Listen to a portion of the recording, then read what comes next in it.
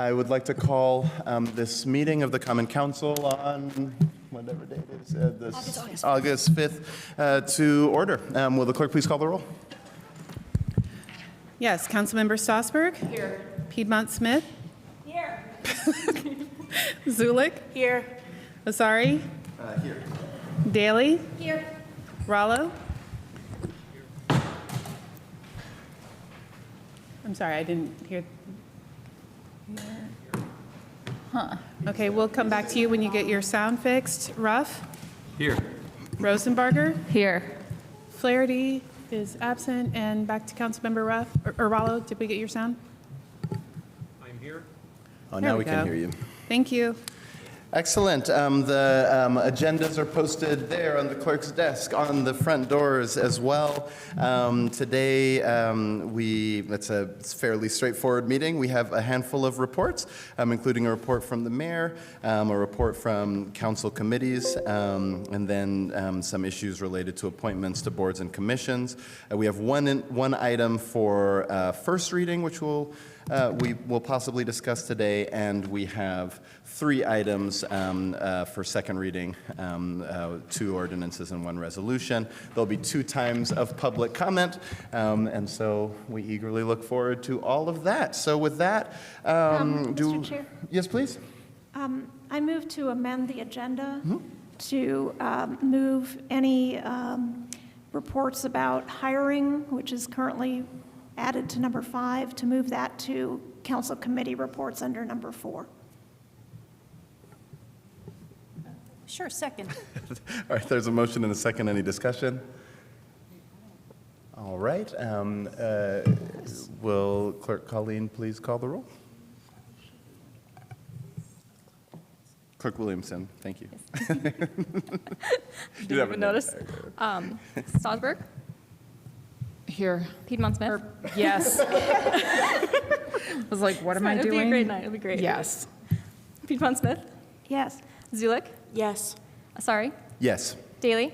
Yes. Ruff? Yes. Rosenbarger? Yes. Rallo? Yes. Okay, that carries. So we'll be moving items relevant to hiring from item 5 into the item 4C. Any other motions? Okay. Seeing none, do any council members have reports? Councilmember Stossberg. Yes, sorry, I don't feel as organized tonight as I usually feel, but I did want to make sure to announce again that this Saturday, I will be at the farmer's market between 9 and 11 at the Dem booth, in case any constituents or any other residents of Bloomington want to come and chat with me about anything at all. I would love for you to stop by. There's always lots of things going on with city business, so I hope to have some great conversations on Saturday morning. Thanks. Councilmember Zulik, then Piedmont Smith. Thank you. I have spent quite a bit of time on constituent services related to parking this week. There has been a change in distribution of neighborhood parking permits to include only residents living in a single-family unit. Apparently, the Bloomington Municipal Code limits eligibility to residents of a single household attached dwelling. However, in years past, parking passes were distributed to residents in multifamily residences, along with single family. This change in enforcement came from the surge in newly constructed homes, so they have opted to audit each property sent in to check the registration status of said property. I've heard from several tenants, property owners, property management companies that this enforcement change took them by complete surprise, and that they were expecting to be able to receive the same parking permits that they had in years past. And I believe, as a local government, we do have a responsibility to this community to inform people of decisions that will impact them with enough time to come up with a new plan. The time to discover that you can't receive a parking pass should not be the week that you're trying to move into your new apartment. Single-family homes are also more likely than other residences to come with parking already. Simultaneously, the notion that only single-family homes residents are eligible for neighborhood parking permits is unsettling to me. The government should not be in a position to dictate who does and doesn't get to own a car based on the type of residence they live in. So, I'm going to continue to collect information on this, and I hope to identify a solution for our residents in this, but also work with city staff to establish better procedures for communicating big changes like this within our community. It's not always about what we do, but how we do it. And so I also just want to say I look forward to hearing the presentation tonight. And that concludes my report. Thank you. Thank you so much. Councilmember Piedmont-Smith. Yes, a couple things. First of all, I will have my monthly constituent meeting this Saturday at 11 on Zoom. So after you stop by and talk to Councilmember Stossberg at the market, you can hop on Zoom and talk with me. Of course, we are different districts, but I always encourage, especially District 1 residents, to come to my meeting, but everybody's welcome. The link is on the City Council website. I also wanted to talk about a couple of things from the Redevelopment Commission meeting that was held on Monday. So I'm the City Council liaison to the Redevelopment Commission. I was at the meeting on Monday where two things of interest happened. First of all, they voted to establish a new Hopewell Economic Development Area, which will then come to the council for approval. That then enables funding mechanisms like residential TIF. It's similar to when the Summit District and Shasta Meadows came before us in April, that we approved that designation as an economic development area for building housing there. So that should be coming to us soon. And then secondly, two proposals for the College Square site were presented on Monday evening. One of them seems to be a total non-starter because it depends on the CIB to participate, and the CIB has already gone a different direction with their convention center hotel, and therefore this proposal by Concord Hospitality, which depends on getting land from the CIB, really is just not feasible. The other proposal from Dora Hospitality would be, which is the group that was selected by the CIB for the Convention Center Hotel, proposes another hotel, boutique hotel, plus 80 to 100 units of housing at market rate.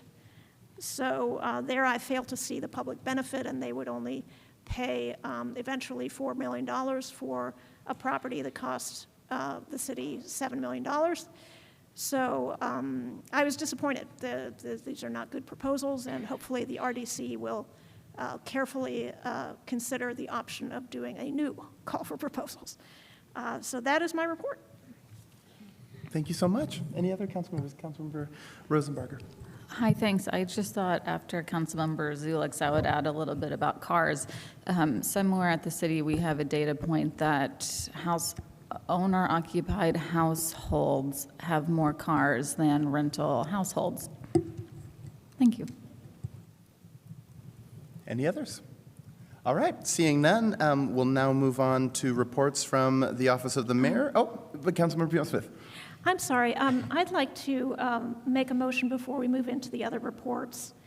I would like to move that we make an exception to our usual processes and allow the period of open public comment under 4D of the agenda, allow individuals to comment on the parking study, even though it is on our agenda. Normally, we wouldn't allow that because it's on the agenda.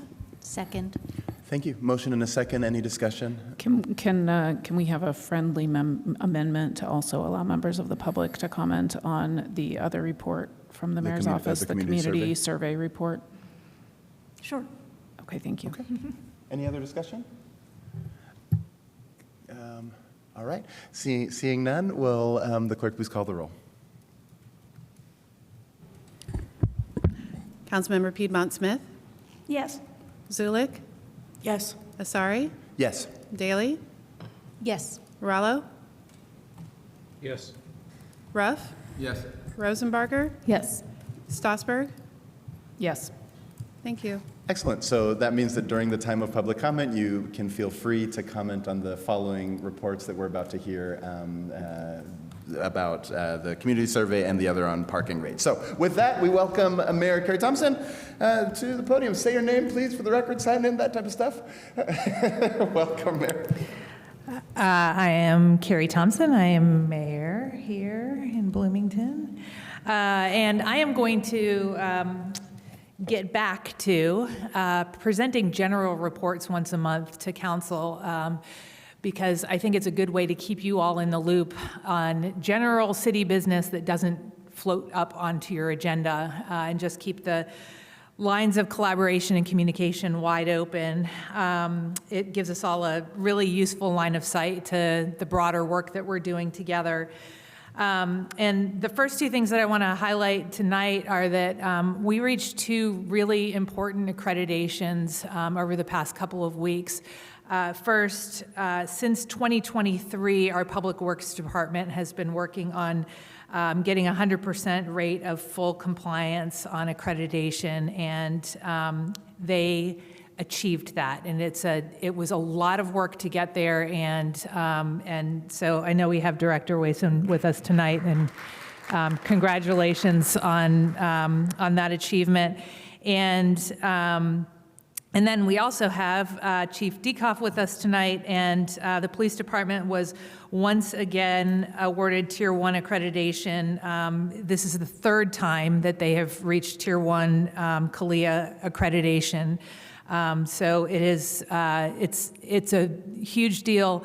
Only about 5% of police departments get this certification, and it shows how exemplary our police department is. And on top of that, they're increasing traffic enforcement these days ahead of the start of school, helping to get all of those safe routes to school even safer. So thank you, Chief Dekoff, for your leadership on that.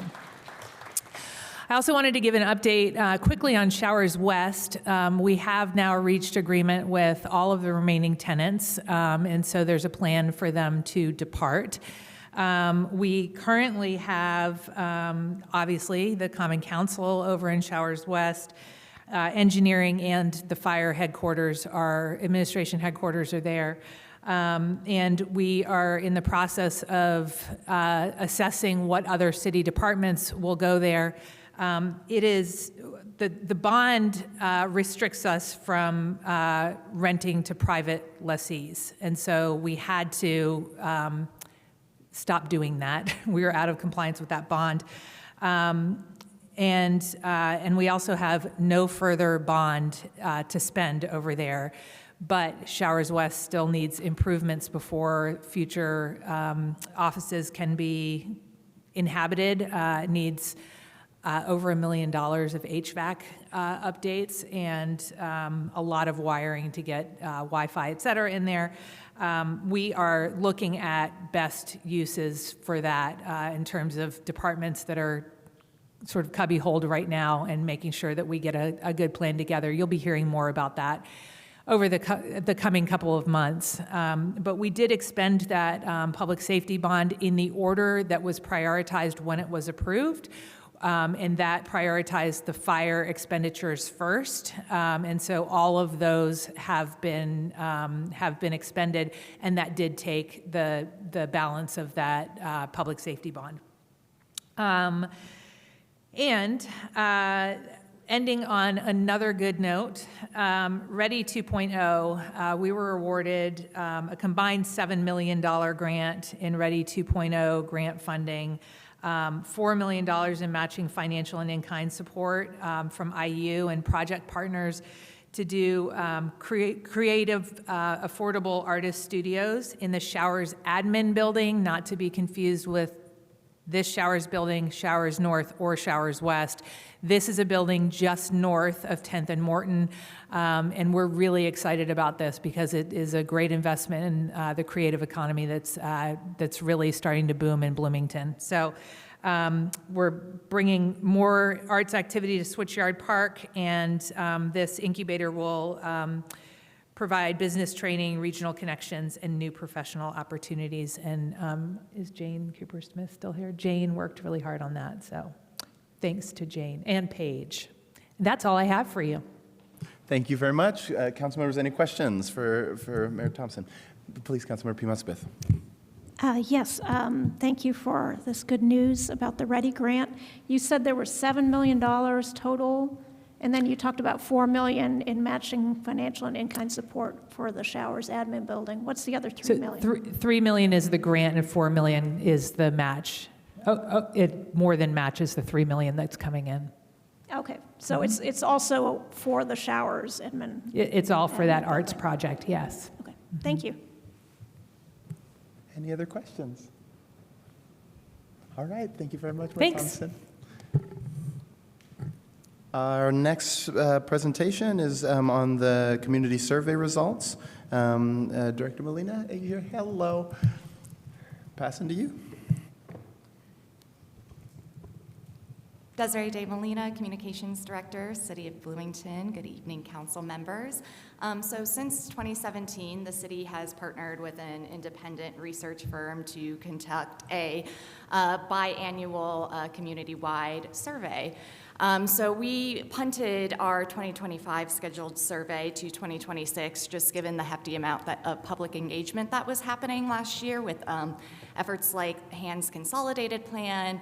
We had our City and Place Branding Initiative and Parks and Rec Master Planning, which included a community-wide survey specifically to parks and administered by Equity, who is here to present on the results tonight. So please join me in welcoming Jeff Anderson, who is the president. Good evening. Can you hear me okay? Yes, we can. Great. Well, thank you for the opportunity to share the community survey results with the council members and with staff and public. I'm going to run through very quickly how the survey was conducted, and then I'll move into some of the key findings. The community-wide survey included, from a random sample of Bloomington residents, responses from 561. This was a little bit above our target, which I believe was around 520 or 530. Dates of data collection were from roughly mid-February through mid-April, and we recruited the participants who were, again, randomly selected and invited them to participate through email invitations with direct links to the surveys, as well as for those for whom we didn't have an email, sending a postcard or printed mail questionnaire with a prepaid return envelope that they could fill out and send to us. All forms of outreach included 3 options in which someone could respond. They could reply online through a URL or a QR code on the mailed invitations. They could complete the printed survey, and 41 people chose that option. And we gave everybody a toll-free phone number that they could call and complete a survey with one of our actual interviewers, not a robo call, not AI, but an actual interviewer, but nobody chose that option. The vast majority chose to complete it online. We then compared our respondent sample of 561 respondents to census data for Bloomington and weighted the respondent sample to align with census figures for region, gender, age, race, ethnicity, whether they own or rent their home, and whether or not they have children under the age of 18. These were weighted slightly because the vast majority of respondents are year-round Bloomington residents. Relatively few IU students completed the survey. And the maximum margin of error for a sample of this size is 4.1%. Everything I'm sharing in the presentation tonight is in the full report, and that includes the demographic profile of our survey respondents, as well as the regional distribution and the region definition that we used for our analysis. One of the key questions starting out at the beginning of the survey was to understand how likely a Bloomington resident would be to recommend Bloomington as a place to move or live if somebody asked or was interested in doing so. Just under 3/4, 72%, were at least slightly, if not very or extremely likely to recommend living in Bloomington. much higher than the 18% who gave a low rating below a neutral midpoint score of 5. And then the remaining 10% were in that neutral category. And what this distribution means is that for every one person who said they were unlikely to recommend Bloomington as a place to live, you had 4 people who gave the opposite opinion and said they'd be likely to recommend it. This is a different scale, but we got similar results as in the 2023 survey, in which 74% in that survey said they were combined either very or somewhat likely to recommend Bloomington as a place to live. One of the things that we did in this year's survey was make use of open-ended questions. So while there were certain metrics and topics that the city was certainly interested in understanding, we felt it was important to also allow residents to tell us in their own words what they value and appreciate most about living in Bloomington. And they could give us multiple things. If they mentioned 10 things that they like about living in Bloomington, we coded each of those 10 responses so that we could quantify the results. And you can see the top answers here. The color coding, it shows the groupings by different characteristics. So you can see that the top responses cover a range of attributes that they appreciate or value most about living in Bloomington. The top response, they like the variety of restaurants. The parks, open space, outdoor recreational opportunities was mentioned by 24%, as was the ease of getting around either by bike or public transportation or just walking.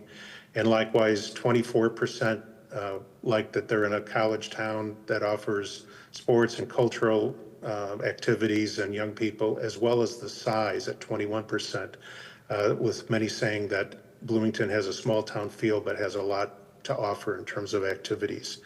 And you can see the remaining responses here. The full report includes some of those verbatim comments to help clarify those answers.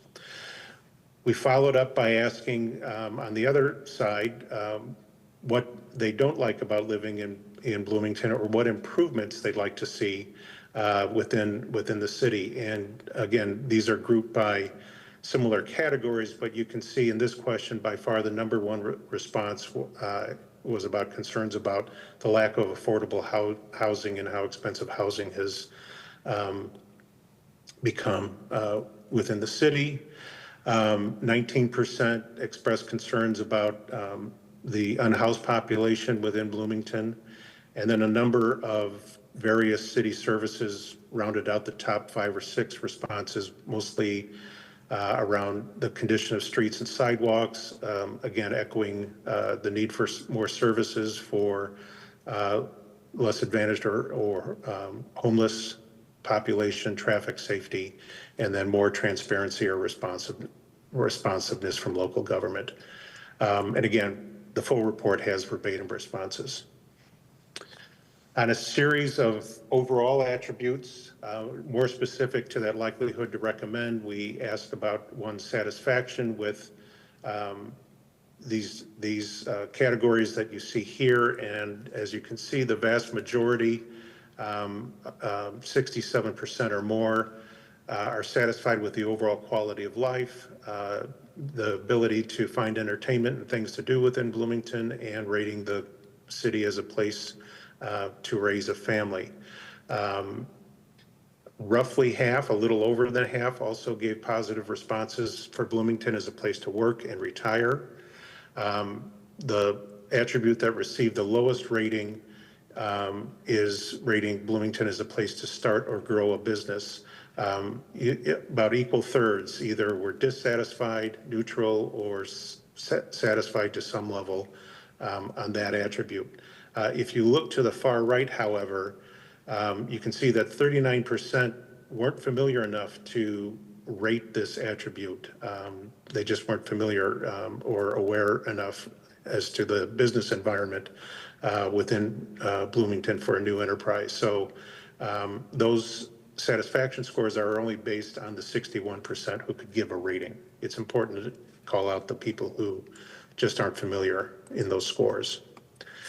With regard to public services, by far, those that receive the highest levels of satisfaction are fire protection, sanitation and curbside collection, followed by police protection and public safety, and then roughly half echoing support or satisfaction with the upkeep in public places, quality of drinking water, snow removal, and stormwater management. Again, the item that received the lowest satisfaction scores were the physical condition of streets and sidewalks, which echoes one of the top open-ended improvements that residents cited earlier. And then when we asked about their top two priorities, so beyond their satisfaction, what are they most concerned about? You can see that three really rose to the top. One of those, the quality of drinking water, which received somewhat lower scores. Police protection, which had a fairly high level of satisfaction. And then again, the one that had the lowest overall ratings, physical condition of streets and sidewalks, as the top two priorities that came up most often. For anybody who said these were priorities but also gave dissatisfaction scores, we asked follow-up questions about what their specific concerns or issues are with those. So those who are most concerned about the quality of drinking water most often cite either their experience with tasting or smelling the water, but also 34% responding to things that they've heard or rumors that they've heard of different conditions of the drinking water. Not so much their direct experience, but some of the information that they've heard.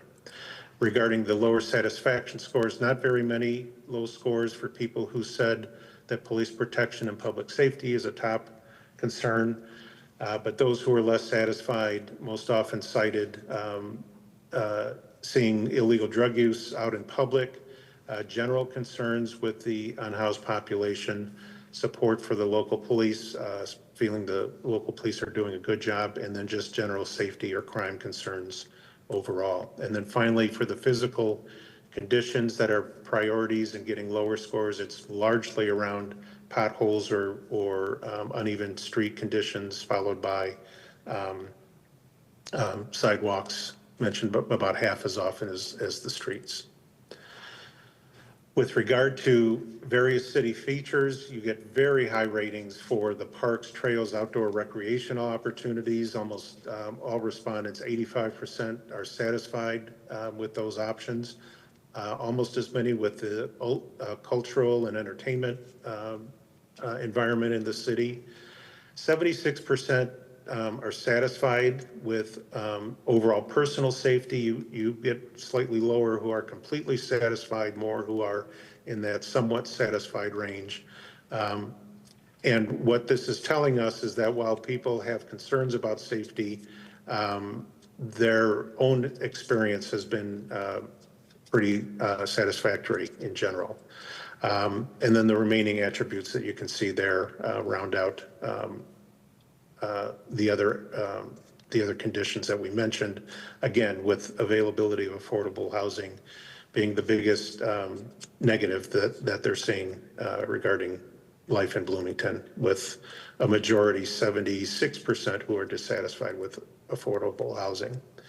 And then the top priorities that they would like the city to take on in addressing those concerns, not surprisingly, removing barriers to develop more affordable housing rounds out the top tier, followed by attracting employers or those offering better paying jobs, and doing more to attract younger adults and families to Bloomington, and more support for small businesses and startups. So largely around housing and some of the economic and cultural options in the city.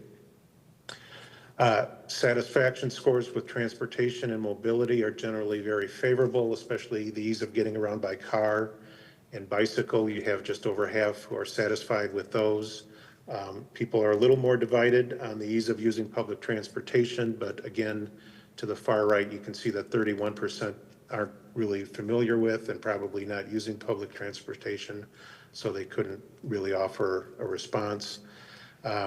somewhat divided responses on the availability of downtown parking, and we added questions this year about the ease of getting around for those with special needs and the availability of accessible downtown parking for that population.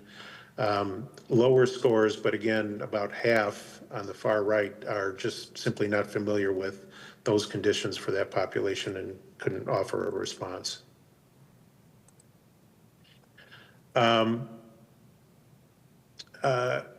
With regards to the top priorities for streets and sidewalks and infrastructure, again, road repair, repaving, pothole issues came up as the top response. Sidewalk repair ranked second, and then further down you can see connecting sidewalks with new sections. Seldom a number one priority, but oftentimes a secondary priority behind road repair and sidewalk repair. More paths and trails for walking and hiking rounded out the top four. In terms of engagement with the community, at least half, 52% said that they had recently contacted a city staff member or department about an issue or topic or question. About a quarter had viewed or attended a city council meeting or department meeting, and the 9% had participated in or attended a city-sponsored public comment event. Consistently, homeowners were more likely to take part in these types of engagement than renters, not surprisingly. Thank you. Thanks so much, Mr. Anderson. I want to give plenty of time for both plenty of public comment, and maybe we'll have some responses, and also lots of time for council members to ask questions. And certainly for everybody, this is in our packet, so we can read it. But I'm gonna, if it's okay unless there's any objection, I'm gonna extend this portion, which is mayoral reports, for an additional 20 minutes, and unless there's any objections. But I'm sure we have a lot of questions, so I'll hand over to any council members with questions. I have questions as well. So Councilmember Stassberg first, and ask all your questions, then we can carry on. Okay, thank you. Thank you so much for being here, by the way, and talking us through this a little bit. I had some kind of questions about the initial survey itself in terms of, you said there were 569 responses. I was wondering how many invitations were actually sent out. You said that you got emails from a third-party database, and I'm curious what third party you used for that. And you said that you kind of compared to census data and then weighted the responses, but I guess I see a lot of differences in the percentages of various respondents compared to our census data. So I'm just going to point out a few of those, so then you can use that, like where I'm coming from and my concern with that, in order to address my other questions. So I'm trying to find it on my thing. So for example, under the whether you rent or own your current residence, the survey has owners representing 53% and renters 47% of respondents, but our census says that we're about 34% ownership, and that also compares to the 2023 survey where we had 64% people who rented respond and 36% owner. And then similarly on the on question 26, what best describes your home or current residence? 61% of respondents said they live in single-family homes, whereas according to the community survey, actually only about 34% of Bloomingtonians live in single-family homes. And similarly, our last community survey, those numbers were actually practically flipped, and that 61% of respondents were from multifamily homes and only 36 were from single-family homes. So I have some real concerns about some of these numbers as compared to census data, and so I guess I want you to convince me why this is valid in terms of your process given those. And I guess the last thing that I have in terms of that is that map that I don't think that you showed up there in that presentation, which seems to show that there are a whole lot more respondents from the south side of Bloomington as opposed to the north side of Bloomington, and similarly hardly any respondents that considered themselves full or part-time students, and we know that we have more than 50% of our population are IU students. So convince me that this is valid data. Thanks. Absolutely. So the goal of the survey was, again, given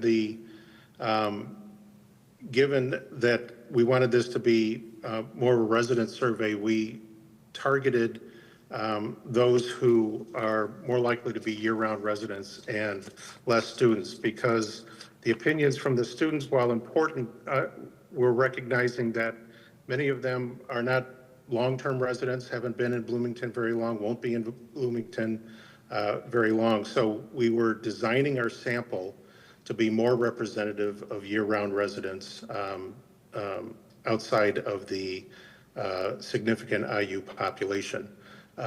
Since those residents are obviously taxpayers, are probably more engaged in the community, more familiar with city services and city issues than the IU population. So the reason, the difference in what you called out from census data versus our sample is taking that into account, given that many of the IU students are going to live in multifamily homes and not single-family homes. Many of them are going to be, much more of them are going to be renters as opposed to homeowners, and so on. So our weighting is directed more toward, again, year-round, more permanent residents in Bloomington, and less on the student population. That's also why the regional differences showed fewer respondents up in the north area around the IU campus, because again, we were focusing more for the purposes of this survey on the permanent year-round residents. Okay, thank you. Is this the time that I can make a comment? Yeah, if you want to. As somebody who represents District 3, which is a huge part of campus and represents a lot of students, I find that pretty disappointing. Students are not necessarily permanent residents, but in my opinion, individual students may change, but student needs stay fairly consistent. And so I think that it does our population, my constituents in particular, and I mean, all of us have student constituents, and I think it does them a disservice to have deliberately excluded them from this community survey, because this is not then a community survey of Bloomington, Indiana. It is a community survey of a subset of Bloomington, Indiana, and I think that that's pretty appalling. Thanks. I know that this is not to the survey creator, because you clearly did what you were asked to do by the administration. Thank you. Well put, thank you. Councilmember Zulik. I second Councilmember Strasburg's comment as someone who was very recently a student herself, but also represents 10,000 plus young people. That is a stunningly insulting answer. And I'm interested in how this firm was chosen, if Director DeMolina would be able to speak on that.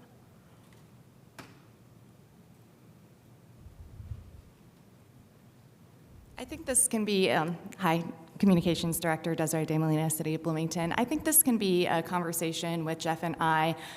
In 2023, we did receive a lot of feedback in response to the community survey that was issued out in terms of things like the questions in the questionnaire and some critiques, and residents feeling that the questions were lengthy and maybe did not capture some of the concerns and considerations for the larger community, and were pretty targeted. So I don't know if Jeff has anything that he would particularly like to add to this conversation. We've also recently conducted surveys in other communities with a large student population. Our recommendation at the beginning of this was to take the approach that, again, from those who are most engaged with the community, that it should focus primarily on permanent and year-round residents. When we've conducted surveys with student populations, we get a very low response rate, either because they're not familiar with the community or they're just not as interested. And those who do respond oftentimes just provide unfamiliar responses. They can't rate things. They're not familiar with aspects outside. Point of clarification, I'm sorry, thank you for that response, but my question was actually, how did the city decide on this firm to conduct the survey?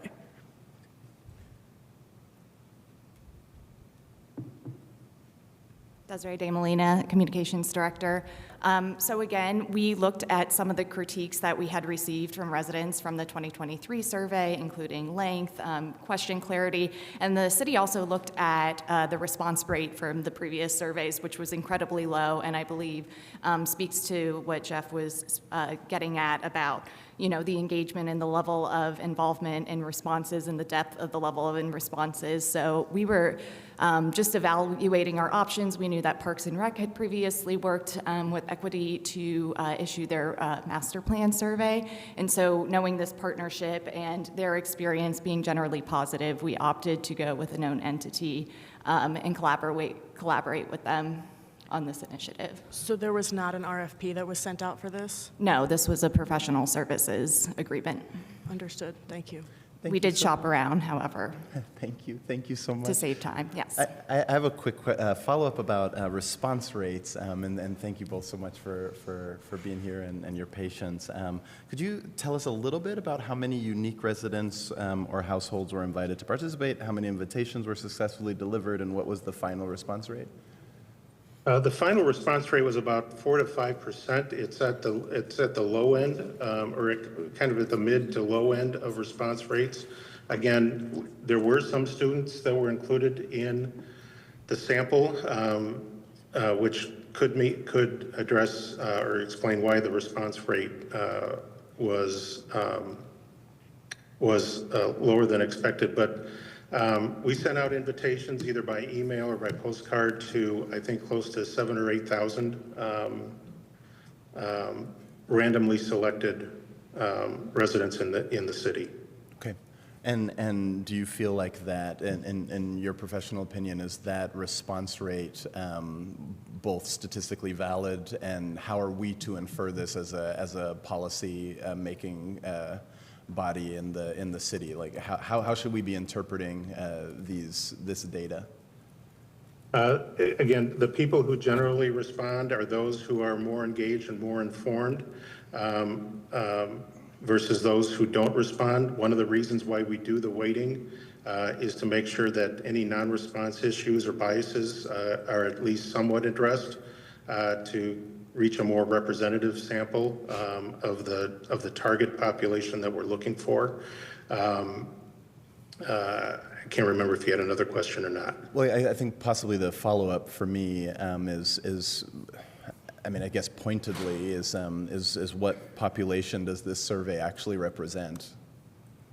Again, it represents primarily the year-round, more permanent resident population of within the city of Bloomington. So compared to census data, this population is going to be, again, more year-round residents. They're going to be older. They're going to be longer-term residents. They're more likely to be homeowners as opposed to renters, or single-family residents as opposed to multifamily dwelling residents. All of the things that we pointed out earlier. So would you agree then that, I mean, as my colleagues have obviously pointed out, the purposeful underrepresentation of students, or the designing away or adjustment away from students, I think was the word used. Have we adequately framed for renters? We've got a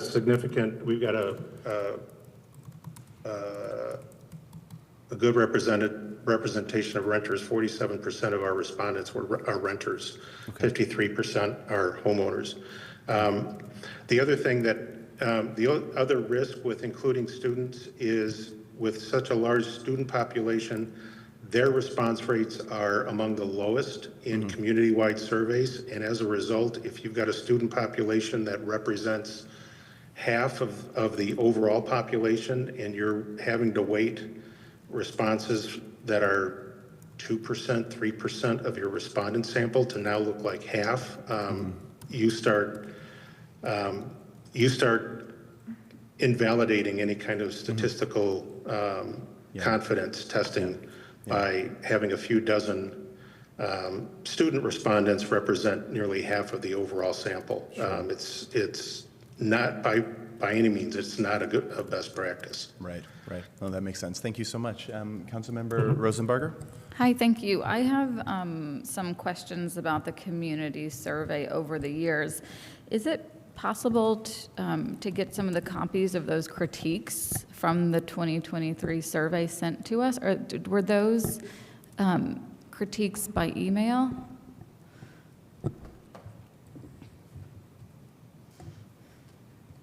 Hi, Desiree De Molina. Our friend Dave Askins with the B Square Bulletin actually took it upon himself to solicit some reader feedback from the questionnaire that was provided in years past. And so we looked at that very seriously and saw an opportunity based on, again, the low response rate from previous years and some of the feedback on the questionnaire, both with recommendations for new questions and the way the phrasing and the content of previous surveys have been. But yes, I'm happy to share that.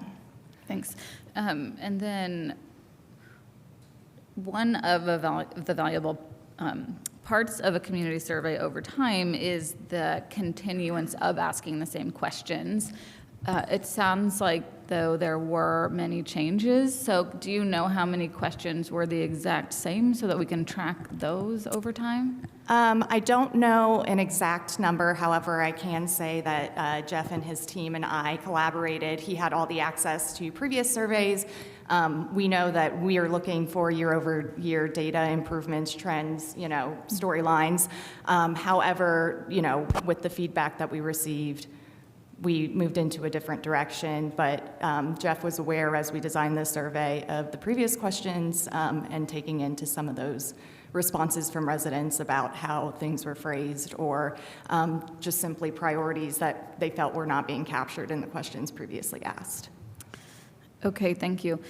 I would love to know the questions that were deleted or removed versus the questions that we keep, because I do think at least it's important to see that change over time. But I am also on the page with my colleagues that this appears to be a survey that we can use the results as, unfortunately, mostly the people that tend to show up at public meetings, so more longer-term homeowners of an older variety.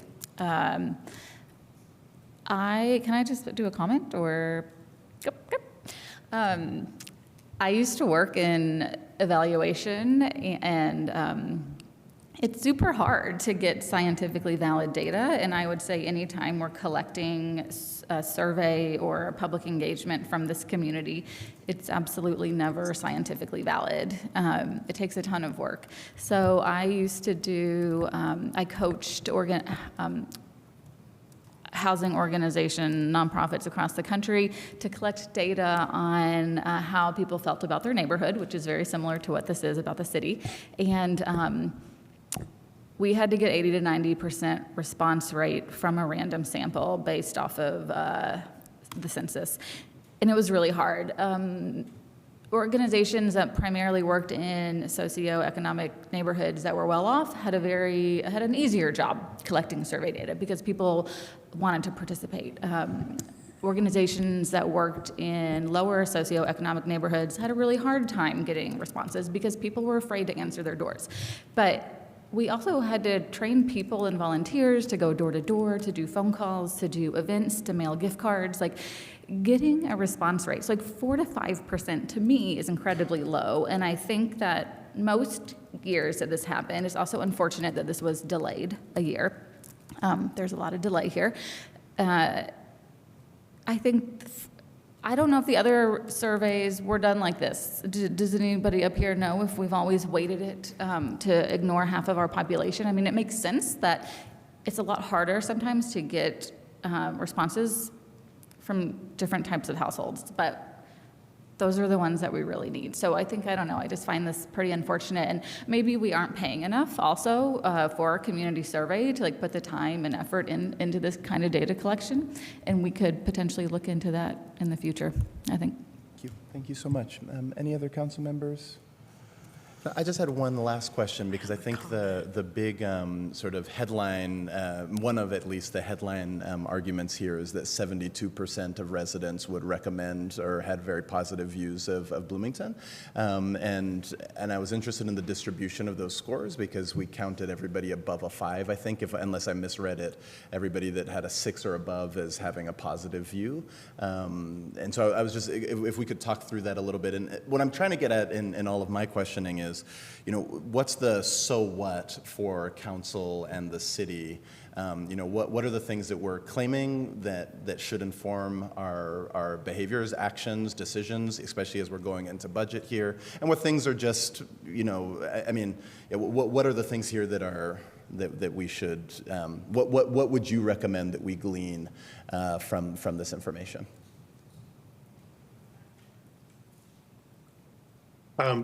If you're asking me, I assume. Yes.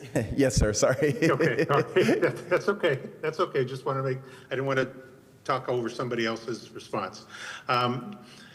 Again, this is a similar question that has been asked in the past, but in the past it showed just the overall likely scores at 74%. There was no distinction between people who were a little likely or somewhat likely or extremely likely. So while we kept the question the same, we changed the metric so that we could get an understanding of that variation in terms of intensity behind that likelihood to recommend. Overall, the score is good, with about 3/4 likely to recommend Bloomington, but that 18% is a significant number. And while residents, for the most part, and on most of the attributes that we tested, are satisfied, having almost 1 in 5 who are dissatisfied and were unlikely to recommend Bloomington as a place to live is certainly noteworthy. The full report tracks where these lower scores tend to come from, and again, they're largely around the 2 biggest issues regarding the lack of affordable housing. It's hard to recommend somebody moving to an area where it's hard to purchase a home or afford a high rent.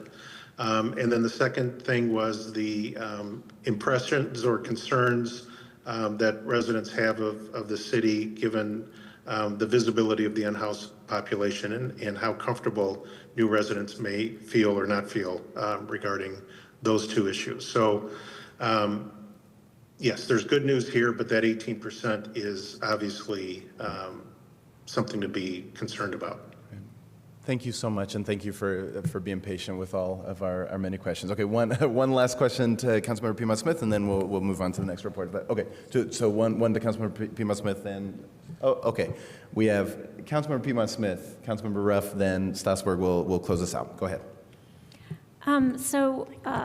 First of all, the part of your slideshow that has the actual data, I don't know, it starts maybe with slide 70 no, that's this page number in our packet, but where it has the tables of data, those are images, so that's not accessible to people who have machine readers to help them look at documents.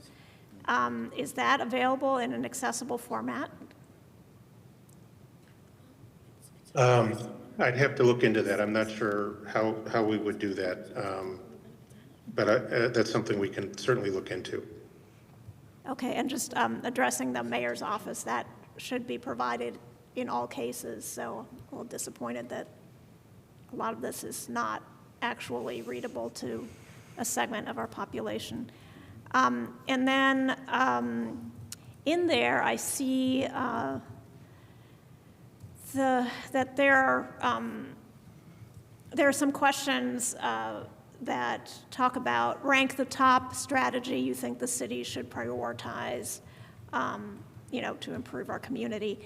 And I'm wondering who came up with the wording on some of these, Because the top one is removing barriers to developing affordable housing, which implies that we don't have affordable housing because of barriers that the city has put in place. So it's kind of a leading question. I mean, I agree that we could probably do more for affordable housing, but so could a lot of other entities. So I wonder who came up with that phrasing, for the priorities that you wanted ranked. This wording was developed jointly with our team and with the city. And all of these are put in the context of not what the issue is, but more what types of actions or strategies the city could do to address the top issues that people have. All right, thank you. Mm-hmm.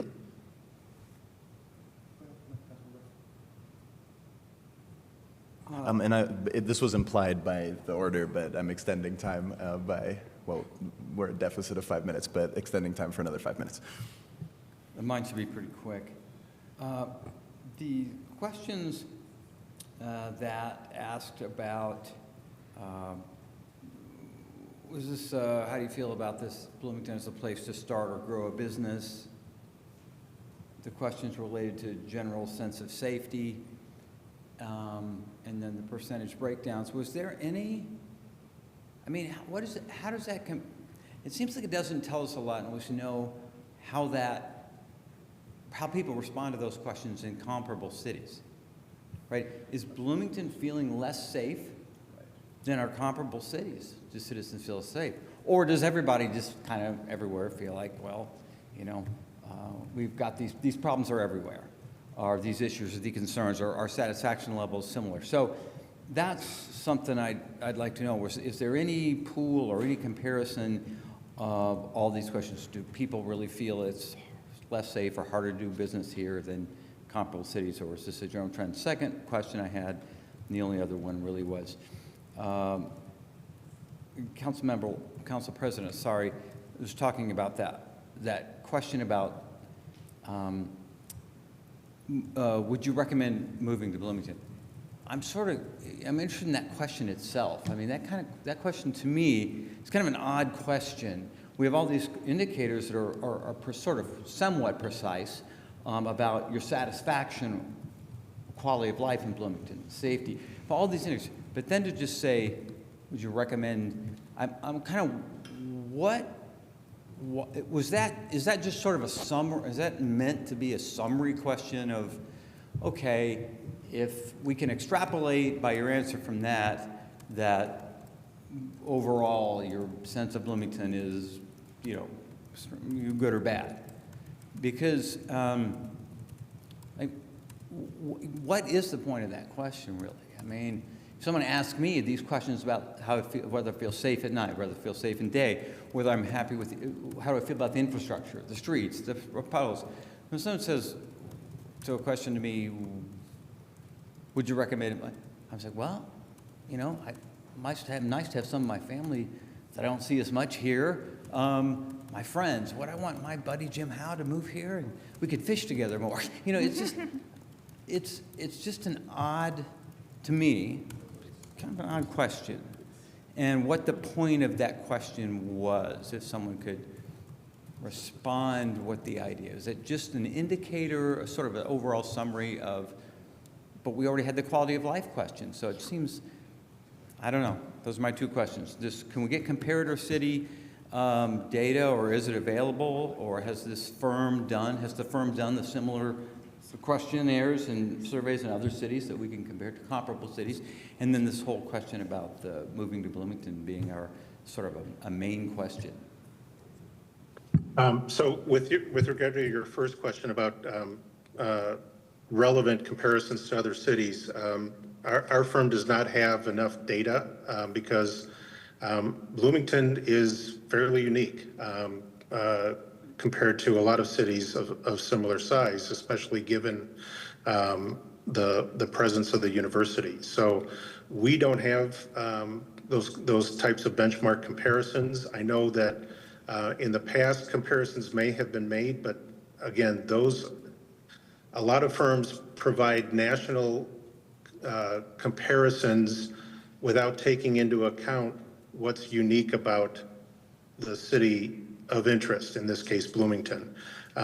So comparing yourself to, an industrial city, a post-industrial city in the Northeast versus a high-tech city of a similar size, out by Silicon Valley or whatever, they might be similar in size, but they're very different in terms of composition, the issues, the concerns, the assets, and so on. So it would have to be comparisons to cities of similar size that represent the makeup of Bloomington.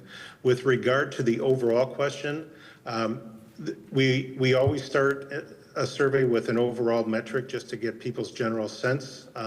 Sometimes it's satisfaction, sometimes it's likelihood to recommend. This likelihood to recommend question and the question about the attributes, again, were questions that were asked in the previous waves and were identified as key metrics from the previous community-wide surveys for the city of Bloomington that were asked be kept so that those comparisons can be looked at over time. And for the most part, the percent satisfied, total percent satisfied on this score and the total percent likely to recommend are usually within 2 or 3 percentage points of the 2023 survey that was done for the city of Bloomington. Thank you. Mm-hmm. I have more of a statement. Is that okay, President Asari? All right. This is, I suppose, mostly to my constituents, but in general to Bloomington and I suppose to my colleagues as well at this point. So as an elected official, I walk an interesting line when considering who I serve and how I manage competing interests. As I said, District 3 includes a significant amount of IU's campus, including fraternities, sororities, dorms, and majority student multifamily developments. I also serve several neighborhoods with primarily single-family homes and multifamily housing that houses more permanent residents, including low-income folks. Having looked at voting data, the precincts that include a large number of students do not vote in high numbers. The District 3 voting results tend to follow how the single-family home neighborhoods vote. And if I remember my numbers correctly, in the 2023 primary, when I was chosen as the Democratic nominee, there were fewer than 30 people who voted in those high student areas. And if I take any of this survey data into consideration, what it feels like I am doing is catering only to the residents who decided the vote, not all of the needs of District 3 or of the city. Because someone doesn't tend to vote or doesn't get as involved does not mean that I don't also serve those populations. I do. What it means is that in order to figure out what is needed to serve those populations, I have to do more work. It's harder. It's harder to figure out what those populations need, but it is still my responsibility to do that, and I hope that my colleagues share that sentiment. I really appreciate Councilmember Asari's question earlier of so what from this survey, because a piece of my so what has to be that a large portion of who I serve has been deliberately excluded from this survey, making it irresponsible of me to put that much stock into any of the resulting data. Thank you. Well,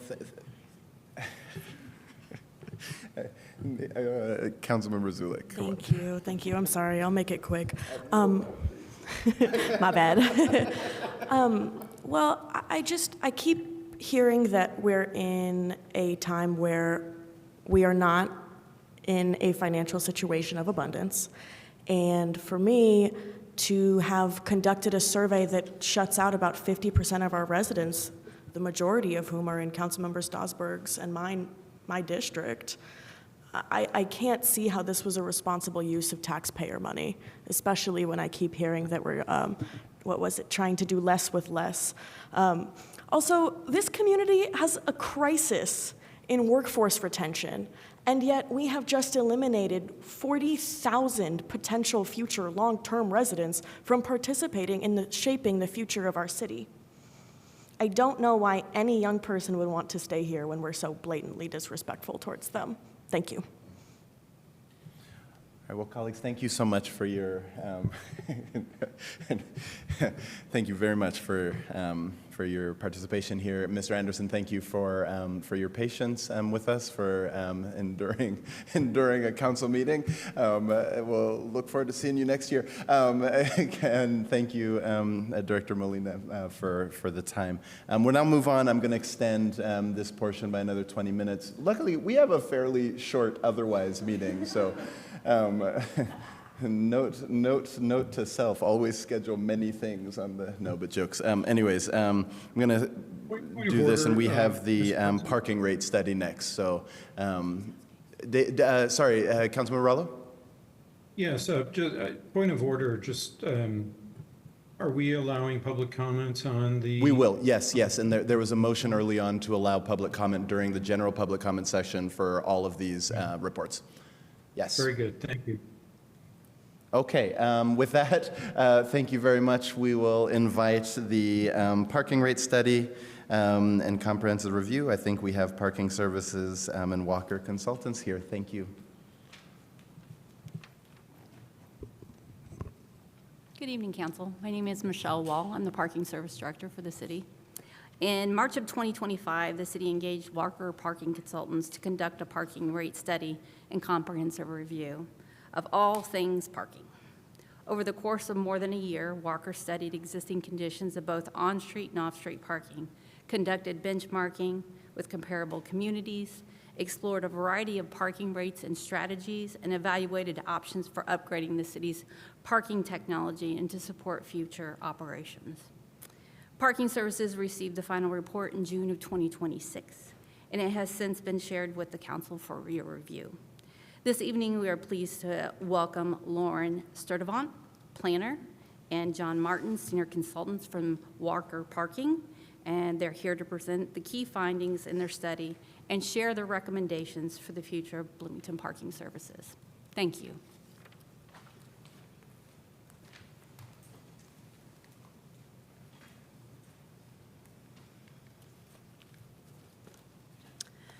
Hello, good evening. My name is Lauren Sturdivant, and I'm joined with John Martins with Walker Consultants. We are based out of the Indianapolis office, and we have completed our parking rate study and comprehensive review for downtown Bloomington. We reviewed rates and technology mostly to look at downtown's parking and how to inform policies to better utilize the parking system. Our recommendations were informed by what we heard through stakeholder meetings, a community survey based on parking downtown, what the data showed from the city data, and best practices from industry standards. Our key findings are that on-street rates are very low and outdated. They have not been adjusted since the implementation of parking, and off-street rates are also low. Parking technology is outdated and at the end of its life. There's an opportunity for better communication with the public in regards to the parking system. There's also opportunity for financial sustainability within the parking system. And there's a need for transparency as it relates to how the funds are being used for the parking assets. John Martins, Walker Consultants. So we're doing a tag team here. I'm just going to go through, we broke down the recommendations. So we broke them into four major buckets, if you will. The organization, which they're listed here, and we're going to go I'm going to just briefly touch on these. The policies, technology, and communications. And within each, there are three main recommendations. The first is centralize the appeal process and put it into the parking services division. The second is establish clear parking service mission statement. And the third on organizational recommendations is to adopt a data-driven decision approach, make that data available to the public, and key performance indicators that are tracked. You're going to have the same ones over and over, make that available and track so everyone can see what's going on. Be very transparent. For policy recommendations, we looked at, this is, the map on the right is data from paid parking at the meters, okay? So that is specifically at the meters. That's what all those little dots represent. The core area, we would recommend that as a kind of a zone-based, is what we call it in the industry. That core area is basically from 3rd to 7th Street. That's the highest activity. And that would be the higher demand, make that a higher rate. The areas to the north and south, they'd be a slightly lower rate. Aren't as used as much. They're still used, but not as much. And I think this is kind of an industry standard practice where you see that, you know, hey, we have this availability in this area, let's get more people to park there, and you can kind of modify that with the rate. So we also provided adjustment rates, increases on rates. That was one of the issues that we saw. They haven't been raised, and the on-street hasn't been raised since they were first instituted. And then in the evening, it goes till 9 o'clock now for on-street for enforcement. We suggest instead of going till 9 o'clock, go to 8 o'clock. And the theory there is that we're trying to get that evening activity, people going out to eat. I think by 8 o'clock, we've captured what we want to capture. I think that's an opportunity. So from a technology standpoint, we touched on this. So the on-street, the technology you have is past its prime. It is time to replace it. So for on-street meters, you have single-space meters. We recommend a kiosk, and I know that's something that the city's looking at as far as, hey, well, let's get some opinion. It reduces street clutter, and it gives the opportunity to go to pay by plate. So when I park, if I do park mobile, I'm already using my plate number. Now at these meters, if I would choose to use a physical meter, I put my plate number, and that makes it some advantages. So one, if I'm the user, I can go to a different area, and it already shows me paying. So I'm taking my parking with me, not like a single space. And with that, the second one would be to use a mobile license plate recognition system specific to parking that would track to see, okay, did they pay the meter? Did they pay Park Mobile? Are they a permit holder? Does all three, and it tells you on the computer, hey, they don't show up. You need to see and if write a citation, okay? So that is definitely a best practices. It's in the industry. That's one of the recommendations, and it makes it more efficient. And then the off-street parking equipment, that is not going to be supported anymore. That needs to get replaced. There's a limited lifespan. Once the manufacturer doesn't support it, you're kind of based on, well, what's out there and available. For communications and wayfinding, we recommend that when we looked at the parking, some of it you have. And when I look at this, when you think about parking, what do you see? This standard P, you know, it's usually in a circle, maybe not, but usually you see it and, oh, well, I know that's parking. I know that anywhere. But for Bloomington, you have some of that, but some of the signs are flat against the building or the garage. Let's put them on a blade sign. Maybe you can light it up, maybe make it a little bigger. That's kind of what we're talking about here. And then as far as the second one is to just develop ongoing parking communications, marketing, so improve websites, get the word out, different marketing tactics so people understand the system. You guys have a really good system with the Park Mobile. People that know it, use it. People that maybe don't, maybe they just need some more education on it, right? And then you have some places where you can walk and see signage and maps about parking, not about parking, but about the downtown. We were embraced to improve on that, to help get the word out. The next step slides, it's really up to you guys, okay? So we put together a report with our recommendations, and I know there's an ongoing process to get the word out, so people can understand and give some feedback. We're trying to go quick, so be respectful of your time. Thank you very, very much. Councilmember Piedmont-Smith. Yes, thank you. These are kind of comments. They're more comments, I think. But first of all, for the zone pricing, I do want to recognize that former City Council member Steve Volan, who is also chair of our Transportation Commission currently, recommended zone pricing years ago, so I don't know why we had to wait for a study to be done to say that's a good idea. Secondly, I'm concerned about the recommendation to get rid of, to use automatic license plate readers because they have been misused. They are often access data and send data to a cloud-based system that it's very difficult to secure. So the only way I would support that would be as if it's a closed system and we use a company that has no ties to law enforcement. So we need to be very careful with that kind of technology. Thank you. Councilmember Rallo. Yes, how do you determine that the parking technology is at the end of its life? I mean, they seem to be working.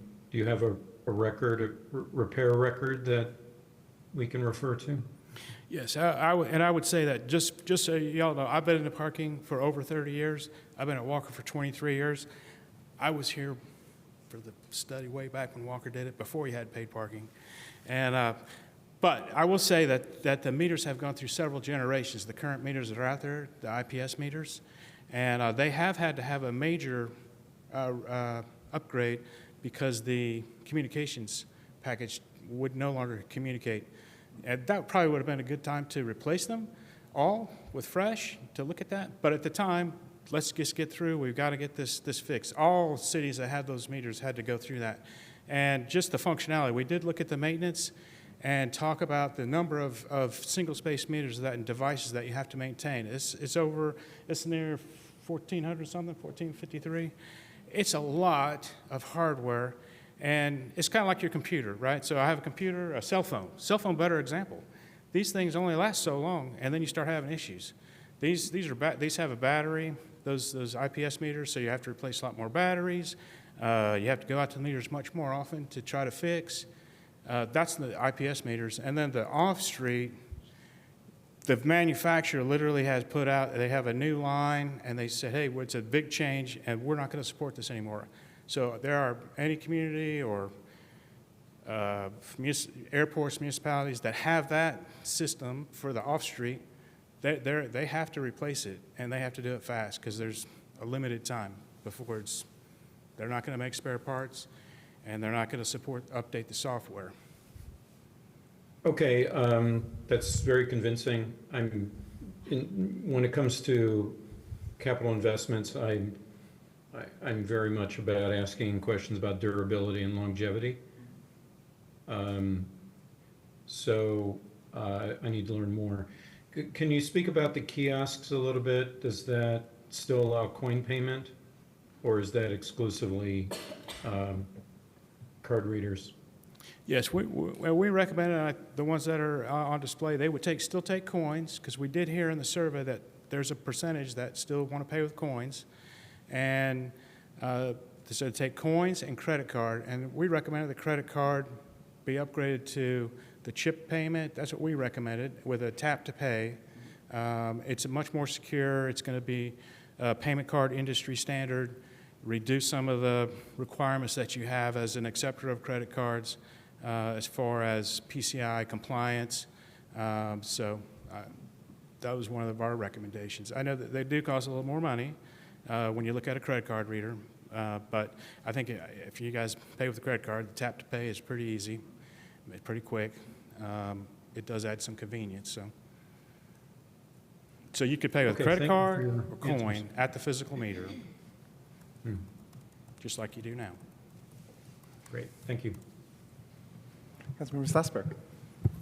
Thank you. I had a couple of questions, partly about that, the zone map that you included there in terms of the key had the number of transactions per day, with the spots around the courthouse having the most transactions per day. We hear a lot about the need for parking on Kirkwood, but along Kirkwood does not seem to have as many transactions per day. And I guess I have a kind of a comment around that. Sorry. there used to be, and you mentioned this in your study somewhere, I was trying to find what page, but it's gone, that there used to be like a 2-hour limit on the amount of time that you could park down there.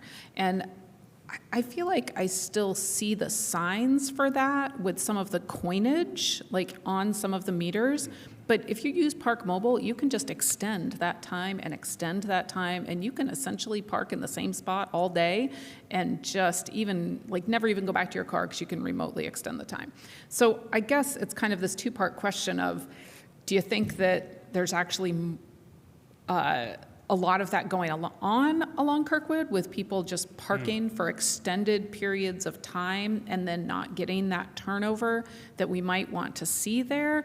And then is there consideration, and this might be for our staff, of re-implementing that 2-hour time window in at least some of the zones, including on the Park Mobile app, so that people, have to actually get their car out of there so that other people can park? Yeah, so there's one thing that they discussed. We do not have a 2-hour time limit on Kirkwood. I think the data is different because we have Kirkwood either closed or parklets on Kirkwood. So that could be your little bit of your discrepancy that you're seeing of the amount of money that's made. We currently, just to interrupt you, it's not the amount of money, it's the transactions per day.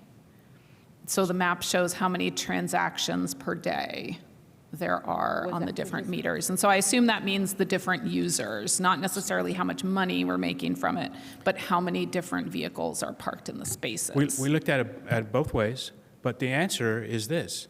The IPS meter is single space, and we can have the data, and this is the data that was used, if you physically paid the meter. Okay, so we're trying to figure out, the answer we're trying to figure out there is, where do we need physical meters? If you pay with Park Mobile, that transaction is not going to show up.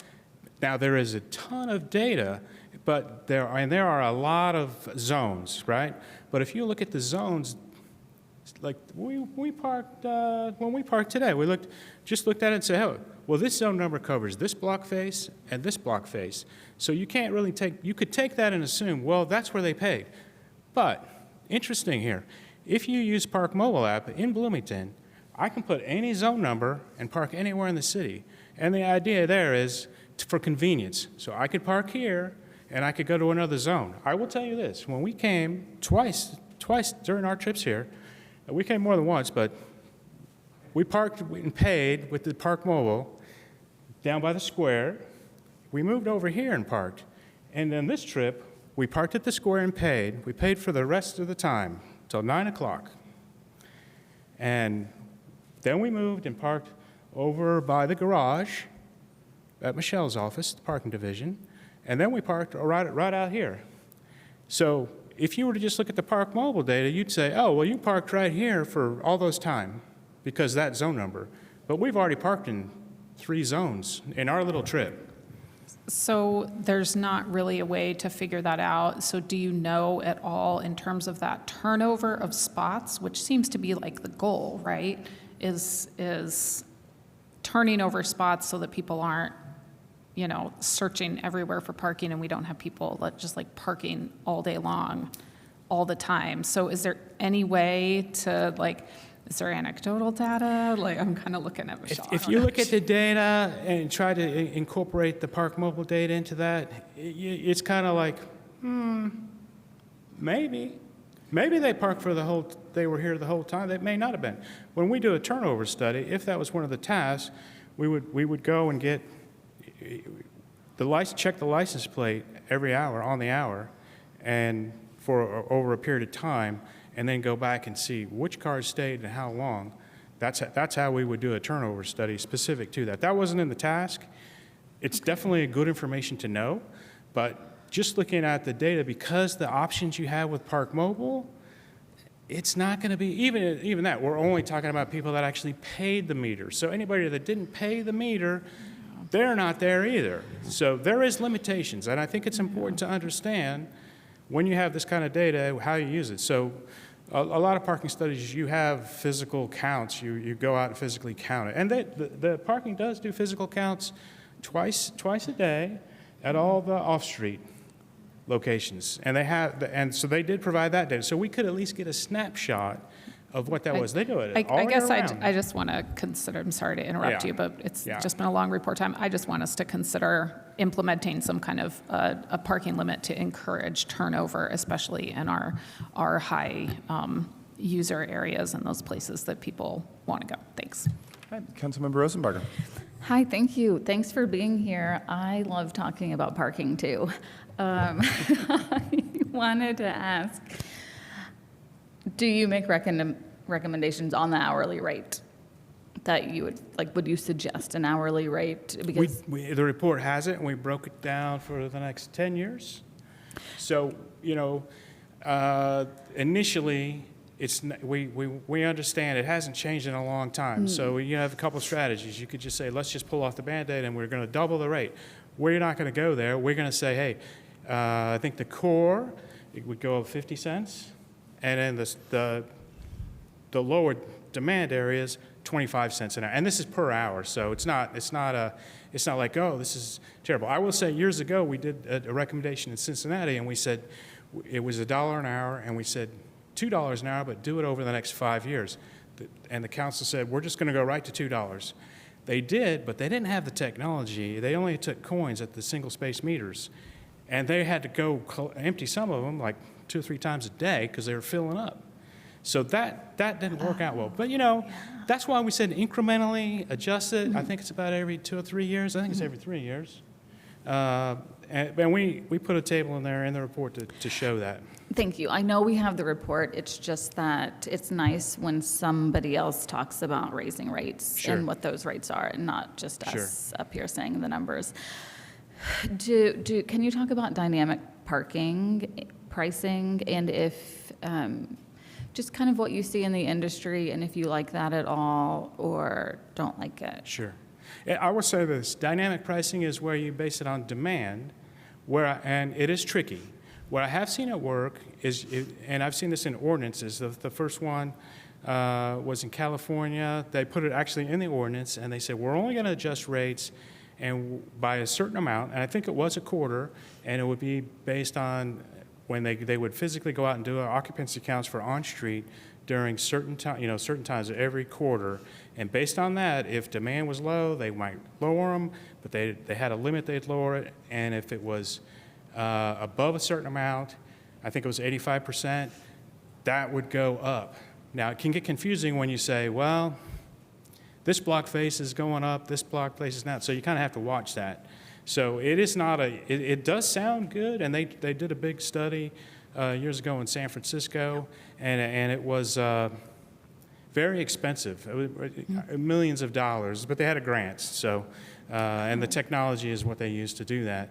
And I've also seen it, I think in LA they did it, but they did it like in zones. So like a zone, this zone is going to be this, it's higher, further away, it's going to be lower.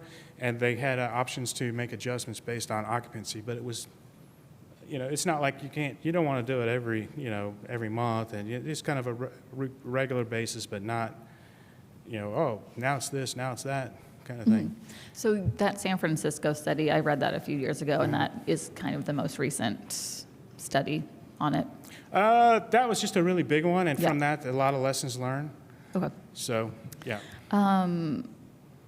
I guess just a couple more little things, the timeline for replacement, and if you would think, like, we do have areas that are much more parked than others, and would it make sense, to keep some meters, or do you have to change the whole system at once so that the streets that are less parked maybe keep meters? I think when you make a technology change, and if it's on-street or off-street, it's a little different. So on-street, right now you have all the meters in place, it's working, you're paying a fee. And if you said, well, let's do the core area first, and then we'll look at the further outs, that might be a way. But from a pricing perspective, the vendors are going to give the best price when you have this is what we want all at once, and we're going to phase it in, and you're going to be maintaining 2 systems. So, Okay. yeah. And the last question, are you a Donald Shoup fan too? Yeah, I do have his book, so yeah, it's a Okay, big one. thank you, yeah. And certainly that's someone that we do talk about. So I think he makes a lot of good points. So some of them I kind of wonder about, you know. I don't take a half hour to find a place to park usually. So. Thank you so much. I know the clerk has a few comments would like to add, and so I'd love to recognize the clerk at this moment.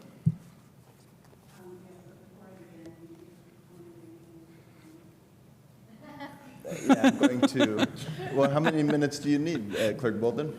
I would say no more than 45 to 50 I'm just minutes. going to. You said 45? I did. I would like to extend this by 3 minutes. No. Go ahead. We'll extend this indefinitely. And to know, just Please don't. We'll extend another 10 minutes. Go ahead. Okay, thanks. Hang on, I just wanted to make sure I got note of that for our minutes also. So I send out an addendum in your packet. I'm sure all of you had copious amounts of free time to read through it. I had some comments about the study. I wanted to hit on a few points now that I've actually heard the presentation. And first off, with the first recommendation in particular is pretty much what I'm going to be talking about. I'm not going to talk about the other recommendations, but I did want to highlight a few points. The reason parking ticket appeals are in the clerk's office as opposed to parking is because the late Dan Combs actually sued the city over his parking citations, and that's when we actually got a judicial order to move them out of parking because, well, we didn't want to have somebody be the judge, jury, and executioner when it relates to parking. So that's a very short version of it, but the study didn't really address that. That was one of the concerns. I also read through the study and noticed that there were several errors, generalities, misstatements, and wanted to highlight those and say, rather than accept recommendation number 1 immediately or when next presented with some legislation related to it, I would ask that the council ask for additional information and more data. A lot of the data that was available was not actually asked for or used. So, for example, the report talked about the appeal rate and 2 to 4 weeks, which is what we put on the website and which is what we tell people when they call. Our average for the last 2 years for turnaround was 3.4 days. The mean is 3. So when we're looking at data, if you're getting a report that says it's 2 to 4 weeks, that's wrong. But that is what is stated. Similarly, when we're talking about the increase in appeals over years, one of the things that drives appeals is the number of citations being issued. I've said that to you for, well, all 10 years that I've been clerk, but it is something that I have seen for the last 17 years I've been with this organization. One of the things that we also look at, though, is why appeals go up. So we look at changes in legislation over the years. We look at enforcement changes. We also look at transaction rates. So when we see Park Mobile transactions go up over 500% over the last few years, the fact that we only see appeals go up by an additional 2% per year, that's something that we will look at. When we look at the fact that most of the appeals coming in are over the web as opposed to in person, when we look at why people are appealing tickets, over 40% of the tickets appealed are related to Park Mobile usage. Frequently user error, people just use the wrong license plate, and sometimes officer error, although very small amount. So I don't want to say it's all their fault. That's not what I'm saying at all. Very, very, very, very small amount.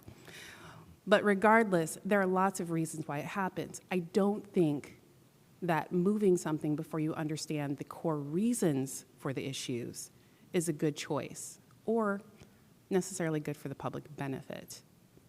So looking at something like this, you can move appeals, but you don't necessarily know why they're happening. And will the people who are reviewing them actually dig into the core reasons and keep that data, which is something that we do on a regular basis. So I don't want to take up all the time. We're running very, very late this evening, but I did want to say that the clerk's office are subject matter experts in parking as well, with 17 years of experience at the top of the office, law degrees and familiarity and usage with the Bloomington Municipal Code, the Indiana State Code, case law, and the MUTCD. So to say otherwise and to make broad statements that do not actually correspond with the data collected by the study is inaccurate and not helpful to you. Thank you so much. A follow-up question, Councilmember Zulik. Thank you, Clerk Bolden. Were you consulted at all throughout this study? Or was your office? We had I think it was about a 1-hour conversation during the start of their study, which I viewed as more of an introductory session, and we had no further conversations. And I will add, I did want to provide some feedback when I heard a brief report at the Transportation Committee and asked if I could get the link to provide feedback to the Walker study, but that was not provided to me. Understood. Thank you. Thank you very much. Attorney Allen, is this a report that we don't vote on our action in any way, we just receive and say thank you? Wonderful. That's correct. Okay, so with that, we are so grateful for the time that you spent working with the city. I think we're surely going to have lots of more questions as we start thinking about implementation here. I know a lot of residents are really interested also in the outcomes here, but thank you to Parking for the work that you do. I know I just because of time, I'll ask when hopefully former council member or Commissioner Volin might speak for a while, and I can be a little flexible with your time when you speak at the public mic if necessary, but it would be nice to hear what the Transportation Commission has said about this too. Okay, but with that, let's move on if that is okay. We have a report from the Fiscal Committee. Councilmember Stassberg. Thank you so much. I joined the Zoom, and I am going to share my screen and hope that that is successful. Because I think that it will be helpful when going over this. Hopefully you can read that. This is also in the packet, and it is, I think, in the second addendum. Okay, so I wanted to kind of give this report for a couple of reasons. So first off, let me find my actual report that I wrote so that then I don't go too off script. Oh, no. Yep, there it is. Okay.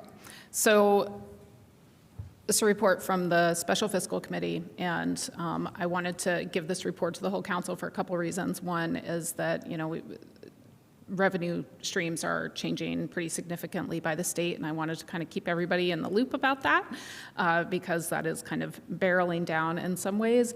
And secondly, even though we discussed this at Fiscal Committee a couple of weeks ago, there's some pretty significant things that Reedy shared that I think our community needs to know. And so I wanted to highlight some of this information at a larger forum with more of the public who tends to do this. So that is the primary thing. So I am going to refresh. This isn't on the shared screen, but yeah.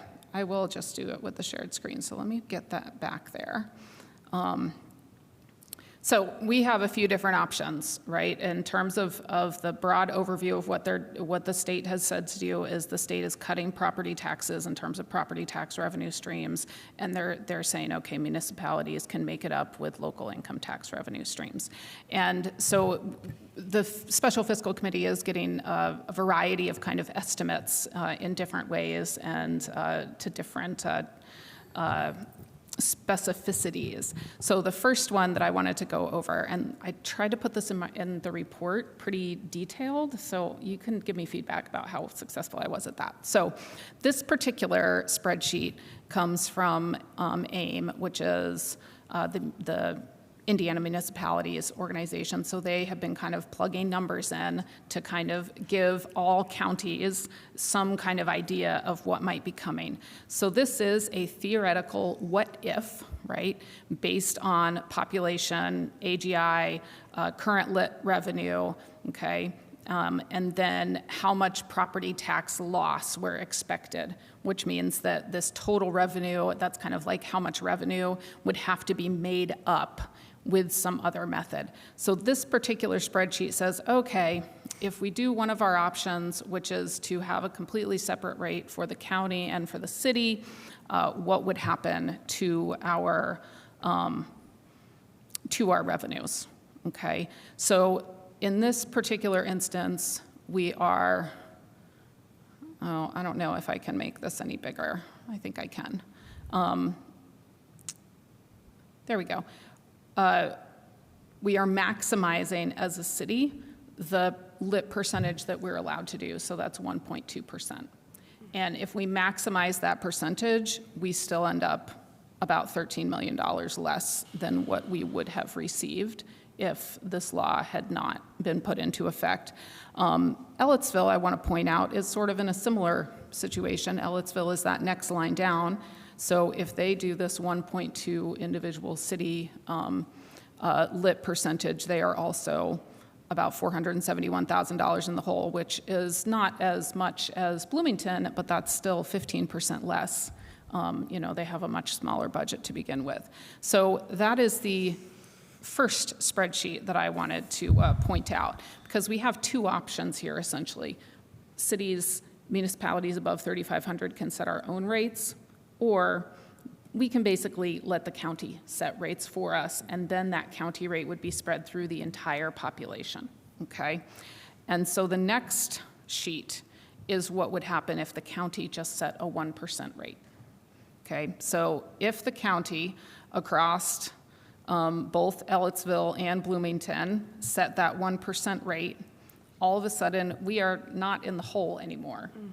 Where with just a 1% rate, we're maintaining expected revenues, and Ellettsville and Steinsville are actually getting higher than expected revenues. I do want to point out that in both of these scenarios, there's this big $1.4 million deficit down here, and that is the library. Okay, so members of the public, the library is capped at this 0.05% lit rate. And that is capped by state law. And that is the maximum lit rate that can get put on our libraries. And so that is going to put them in significantly less revenue than they otherwise would have expected to be in. So those are the two from AIM. Now, as the City of Bloomington, we've also been receiving reports from Reedy Financial, who is one of our financial partners who helps deal with the long-term finances, and I also see City Controller McKim over there, so hopefully he'll jump up if I say anything like too wrong. Okay, so this next sheet, I'm gonna make it a little bit smaller so that I can actually see it a little bit better, is what would happen with Bloomington Civil City, because of course Reedy's focused just on Bloomington stuff, right, and not so much the rest of the county. If the county, once again, this is opting into the county because we already discovered from the AIM sheet that if we do our own rate, we are in a severe, we get severely less than we expect. So if the county adopts the maximum rates, that's what this one is, okay? So this sheet, these sheets are super confusing, by the way. And if anybody out there is like, oh my gosh, Councilmember Stossberg, I really appreciate what you had to say, but I had no idea. You don't, give me a call, send me an email, come to the farmer's market on Saturday, okay? So this is putting a maximum of that 1.2% lit on the entire county. And it is also maxing out all of the other lit services, so maxing out other county lit at 1.2%, okay? And it's maxing out townships and the library at that 0.05%, and also I think transit at that 0.05% that state law allows for those things. And if that happens, we end up actually in quite a surplus. Everybody ends up in quite a surplus if we, just put a really high income tax on everybody, right? Which I'm not suggesting is a good plan, just to be clear. These are all what-if kinds of spreadsheets, okay? And so basically almost everything through here comes out with a surplus, except for some of the townships. Some of the townships get a surplus with that 0.05%, and some of them are in deficit. And so once again, for community members, like these state changes are really messing things around. And the highlighted portions here, I'm going to shrink this again a little bit, are the schools, okay, and the public library. So MCCSC, $17 million, almost $18 million less than they would expect to receive, and they have no way to increase any other tax dollars. They've got no recourse. RBB, $4.5 million. And these are Reedy estimates. The library is down there at $1.5 million. I'm not entirely sure what's going on with the Monroe County Solid Waste Management District, which has a slightly less than expected as well. Okay. These are numbers that we can't necessarily change as a city, but as a community, we need to be super aware of, because even at the maximum lit, when there's all kinds of surpluses happening, the schools are in real trouble. Okay, so that is number 3. If anybody's following along with my written report, this is sheet number 3. All right, now we have sheet number 4, and so this is where Reedy said, hey, we don't actually need a surplus. We could, if we just had the same amount as maybe we would expect to have had without this law, like that could work, right? So that's what this spreadsheet is. And so what this does is it puts that municipal services rate at right about 1.03%. Once again, the county, putting that on everybody. And that is very similar to the AIM projection of the 1%, okay? The county services lit rate at 0.8706, right? So the county rate also doesn't have to be maxed out. And then the fire EMS rate of the 0.2806. I didn't talk about the fire EMS rate, but that is an additional rate that could be utilized in different ways. The county sets that as well. And so if all those things go together, we can end up with neither a surplus nor a deficit, just a nice little even keel. These next two, Ellettsville and Steinsville, with the Reedy estimate, also have a little bit of surplus. Of course, the schools are still in heavy deficit, as is the library and the solid waste district. Now, in this particular sheet, Reedy did something different with the townships.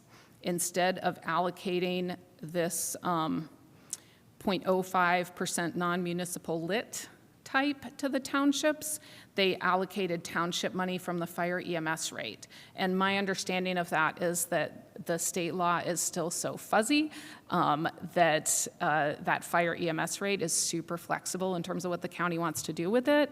So Reedy just gave an example here that I think, based on how the law is written right now, the county could choose to fund townships out of that, and that way the townships would not necessarily, like they would all, there's zeros all down here at the end, so they're all kind of being made whole, okay? So they don't have either that surplus or a deficit, they're all kind of equal. I know this is a lot of information, I'm really sorry. It really just bundles along all of our reports that we just had from the mayor too.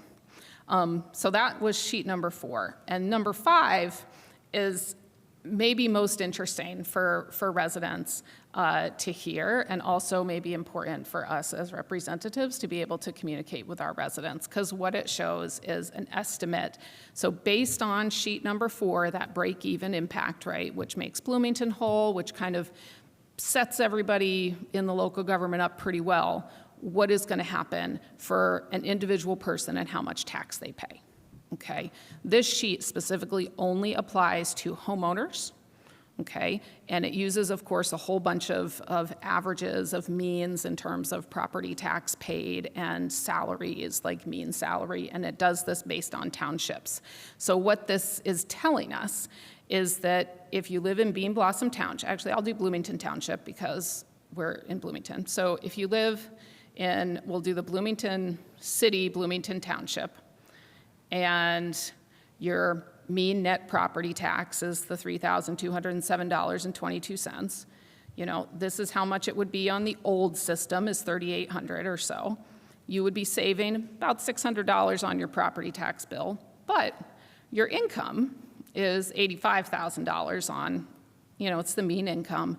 So how much additional local income tax would you have to pay for that? Okay, you'd have to pay a little bit more, $265 in local income tax. So overall, you're saving $637 on your property tax. You're paying $265 more for your local income tax. So per year, you're getting about $372 more, right, in your pocket. That's tax that you're not paying, okay, if you're in Bloomington Township. And that's what this last column is. I want you to notice Steinsville right here. Okay, if you live in Steinsville, it actually projects that you are going to pay more. Okay, that your property tax savings are only $24, but you would end up paying $238 more in local income tax. That if, and then the average across the whole county is, across the whole county, it's $353.80 that people are like more in their pocket. And that's per year. That is literally less than I spent last week at the grocery store. Okay, per year. And in terms of that $17 million that the school system is losing, I just want to make sure that we're putting that into perspective right now. So that is why I wanted to include this chart, which is also from Reedy.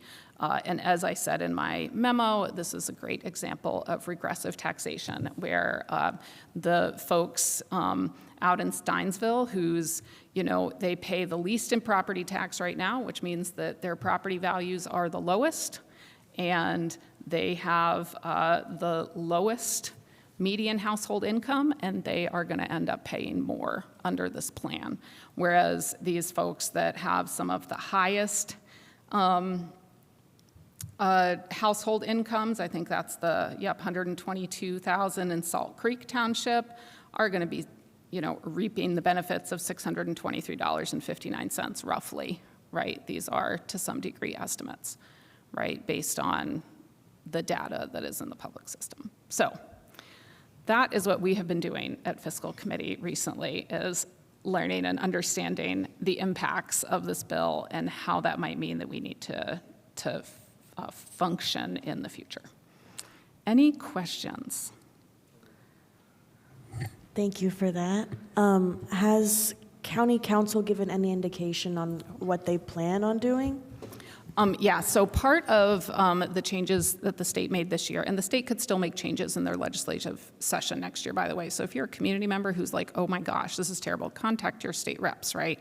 And encourage that. So last year, what the state did is that they wanted to create the MUST committee. So it's in my, it's a task force that I'm not going to, anyway, it's a task force that includes a county council representative and the fiscal officers from each of the districts. And so I have met with County Council President Crosley and Vice President Iverson, who is also chair of their financial committee.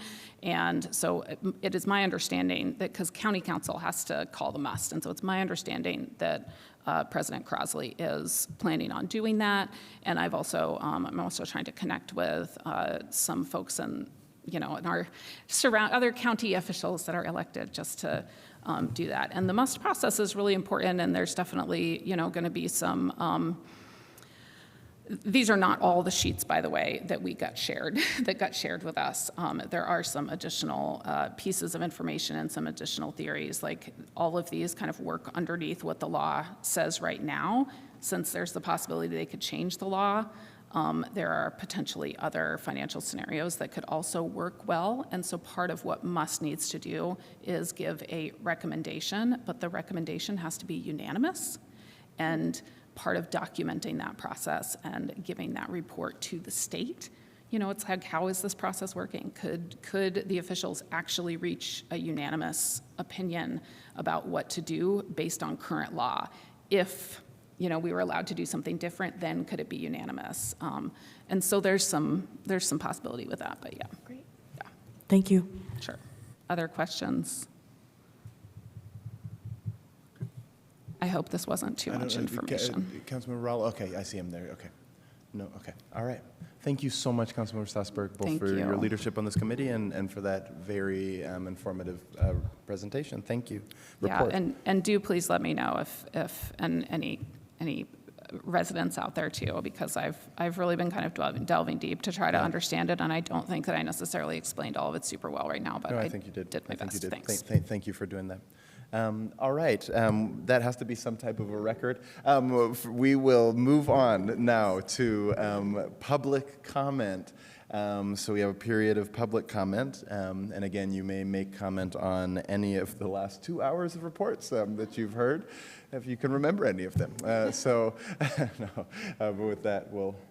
If you, as people are walking up, if you're in council chambers, just remember to say your name or alias for the record, please, and write it down, most importantly. And folks online, there's a button to raise your hand. We'll start in council chambers with the tall man. Hello, Steve Volin. Before I talk about the Transportation Commission, I just wanted to thank Councilmember Zulik and Strasburg for their advocacy for students. The census since 1790 has counted people in only one way, where they have their so-called usual residence, not their so-called permanent residence. One of the most toxic phrases in representing young people is the phrase permanent address. It's a misnomer. The census considers students to be resident where they go to school. If they are people and they're here, they count, and they are citizens of this city. So I wanted to say thank you for that advocacy. But I did want to speak in my role as chair of the Transportation Commission. We did receive the parking report back in, I want to say it was June, but it wasn't complete. It was, we were told it was a final draft. We didn't get the final draft until the August meeting. And so I've asked the commission to review the report thoroughly, and at our, we do, actually it was our July meeting. We don't have a meeting in August because of budgets. So at the September meeting, we will be taking a vote on our opinions of the recommendations in the report.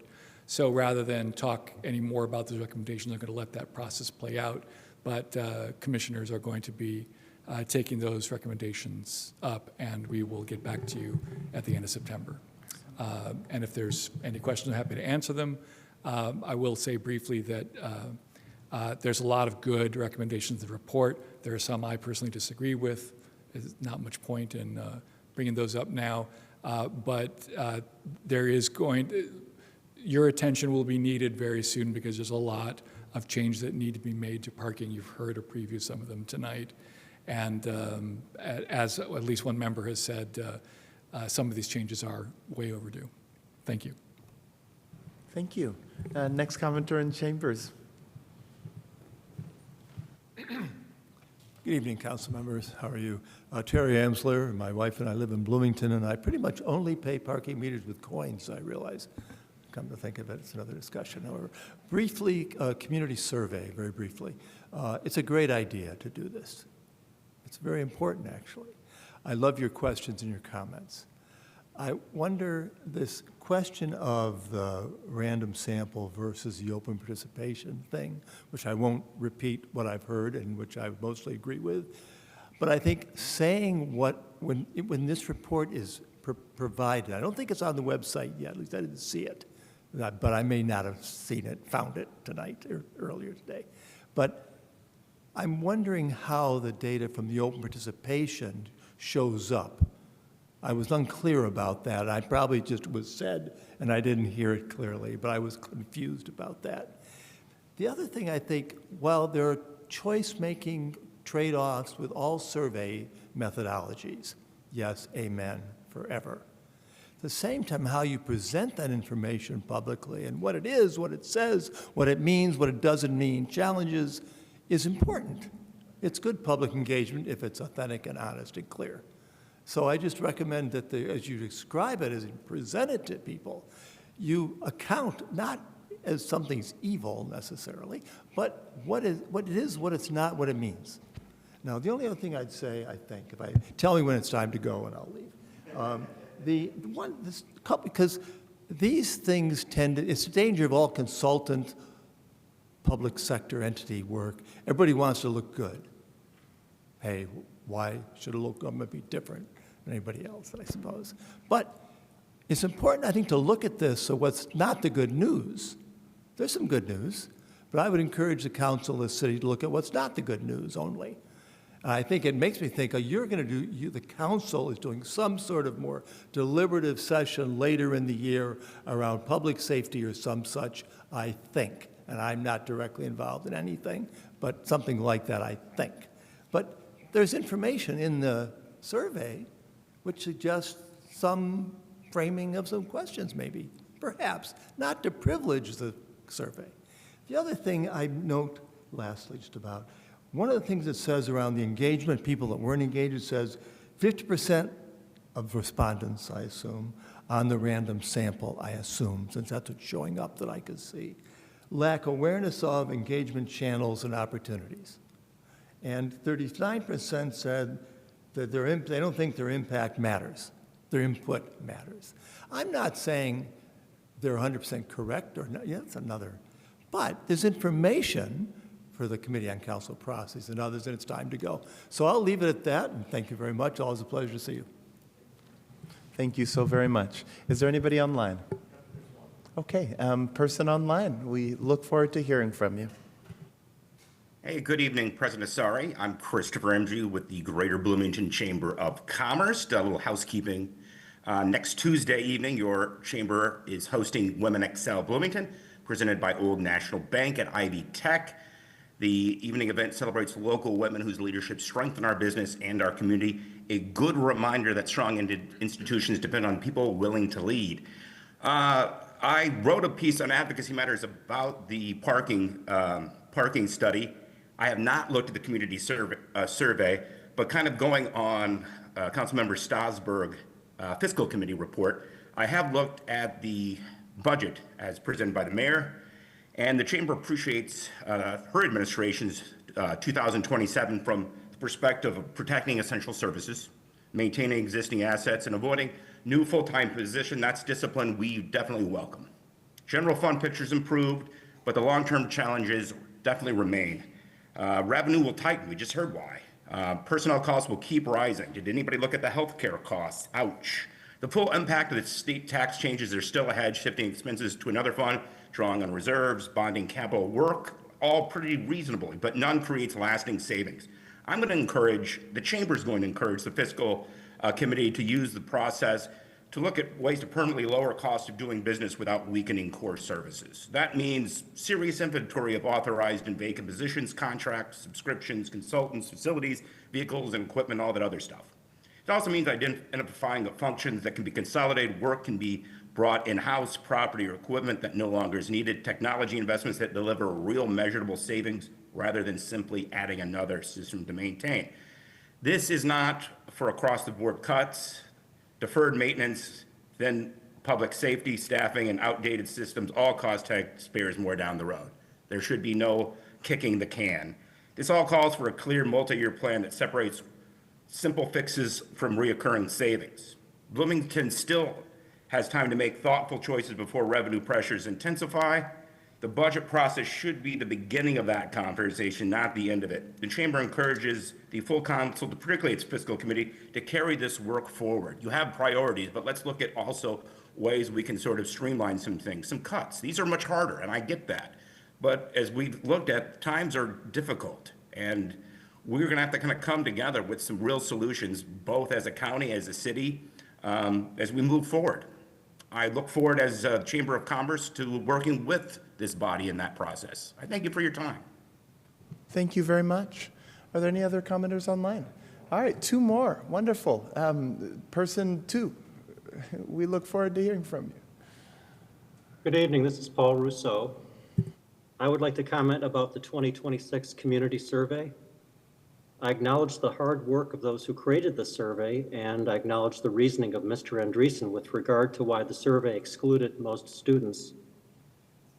But it seems to me that capturing the views of IU students is necessary, despite the difficulty. regarding whether student residents are as fully engaged with government services as permanent residents, please recall the tragedy of Nathaniel Stratton, an IU student who was 20 years old. On September 18th, 2022, Nathan was killed by a high-speed motor vehicle while riding a scooter in the bicycle lane on North Walnut Street. The driver was so drunk that she dragged his scooter under her car for at least a quarter mile. Nathan and his family and friends were obviously negatively impacted by, one, the public safety failure to intercept impaired drivers, two, the condition of sidewalks that Nathan chose not to use that night, and three, the safety of bicycle lanes that are protected by nothing more than a painted white line. Are IU students more likely than permanent residents to extensively use public sidewalks? Are IU students more likely to be on the streets at an hour when there are impaired drivers at night? I think so. Finally, I was struck by the juxtaposition of two of the survey results. On page 52, 53% of respondents were satisfied or completely satisfied with, quote, ease of getting around by bicycle, end quote, which included the safety of bicycling. But how many of those respondents actually routinely ride a bicycle as a means of transit? On page 57, the survey shows that 11% of respondents ranked more bicycle lanes that are physically protected from motor vehicles as their top priority for infrastructure improvements. Are those the people who actually ride a bicycle every day? So for future surveys, I would strongly recommend that respondents indicate how often they use various forms of mobility in public space. Thanks for the opportunity for feedback. Thank you so much, Ms. Russo. We have another person online. Can you hear me? Yes, we can. It's Kevin Keogh. Yeah, I was disappointed and confused by the survey. It mentioned that there was a random sample, but I've been an accountant and auditor for many years, and I've done samples. I just don't know how you get there, how you can call that a random sample, and how you can come up with an error rate. It seems to me that was really a targeted sample, and hopefully we can get agreement on that. And we call it, in auditing, we call that a judgmental sample, where you just judgmentally select who you want to have the sample with.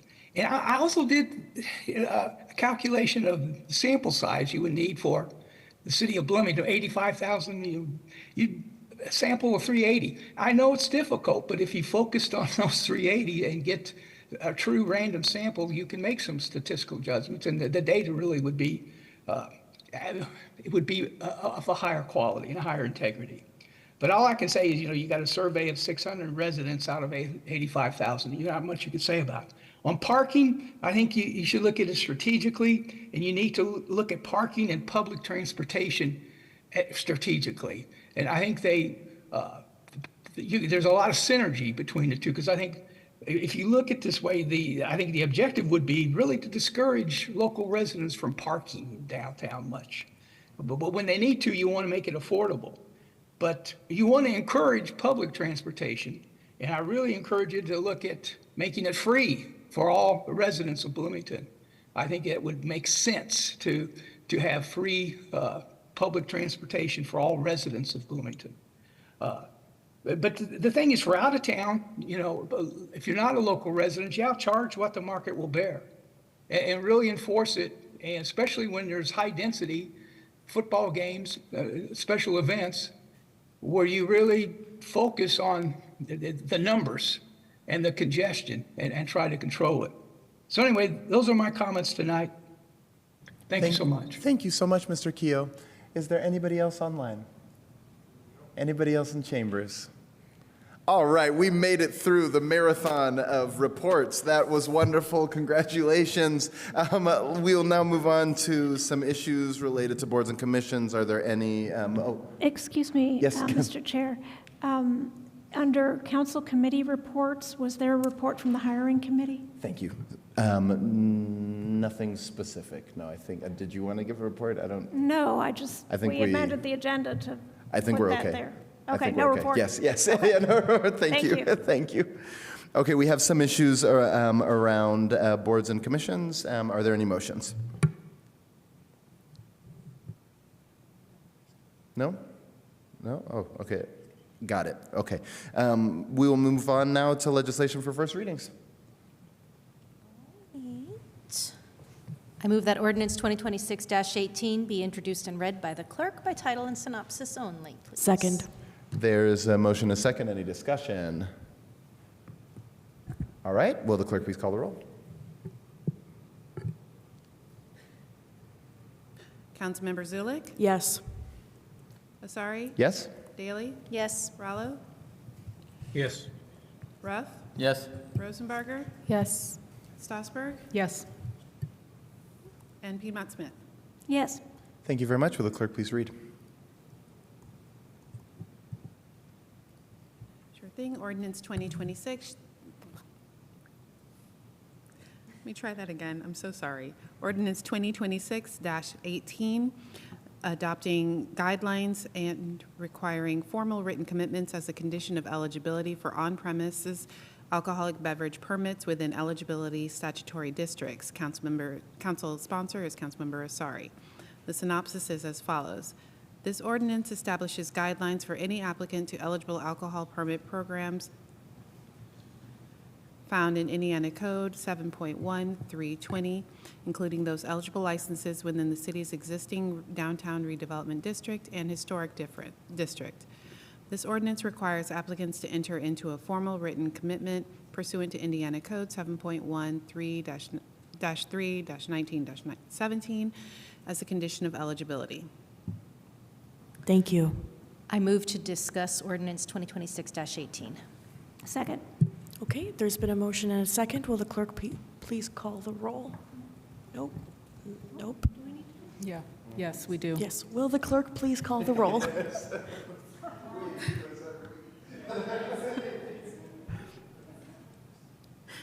Councilmember Asari? Yes.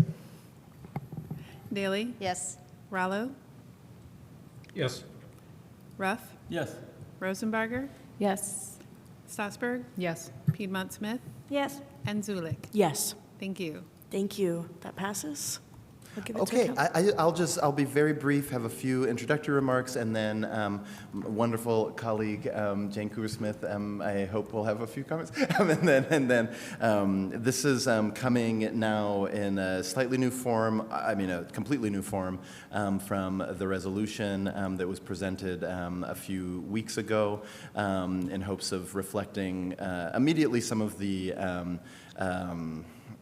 complexities that council members brought up in streamlining some of these processes, while also taking advantage of just already moving to the step of establishing a clear process by which, and transparent process for businesses who may be seeking certain additional on-premise alcoholic beverage permits within eligible statutory districts. You'll see this clearly in the document, but just for perhaps more so for the public. Under state law, Bloomington currently has two such areas, the Courthouse Square Historic District and the Downtown Redevelopment District. And so although the Indiana Alcohol and Tobacco Commission retains final authority to issue these permits, the city has an important role in reviewing applications and determining which establishments should be eligible. So the purpose of this ordinance is to ensure that these limited permits advance genuine economic development, support restaurant-oriented businesses, contribute positively to the vitality and character of downtown Bloomington. And we also seek to create a process that's fair, consistent, transparent, where successful applicants can make formal written commitments as a condition of receiving and retaining city support. As we continue considering the ordinance, we will have a little bit of a gap, obviously, between first reading and second, and we're already reviewing several questions raised by local property owners and potential applicants.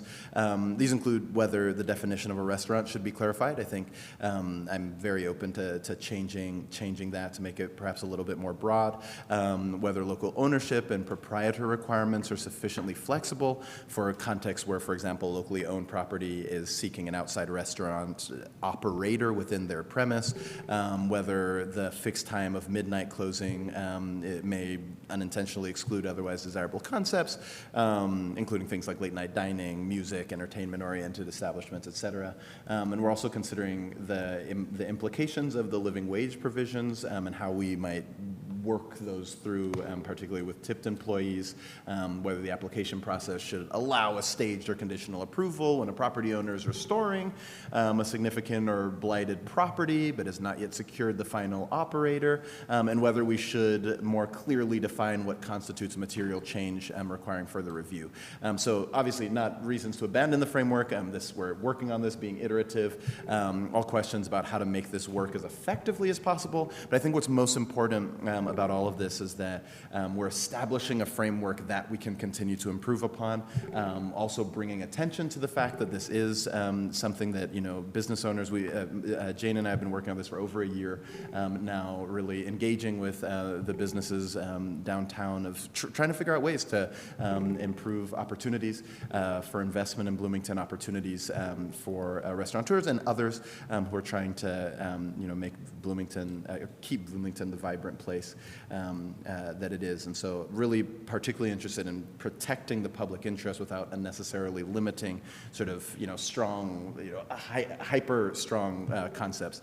But looking forward to hearing from colleagues, administration, local businesses, and whoever else might want to comment on this. So with that, I'll pass over to my partner over here and then back to you all. I have to lower the mic after our Transportation Commissioner. Jane Cooper-Smith, Director of Economic and Sustainable Development. Thanks, Councilmember Asari, for teeing this up so well. I'll just offer some high-level comments, more framing the why for the public. I think the council is pretty familiar with these programs already. The state of Indiana has leveraged three-way alcohol permits to spur economic development across the state by providing exceptions to the state's permit quota system. Cities like West Lafayette, Columbus, and Ellettsville have benefited from the Riverfront District program. Cities like Valparaiso, Valpo, Evansville, and Crown Point have historic district permit programs.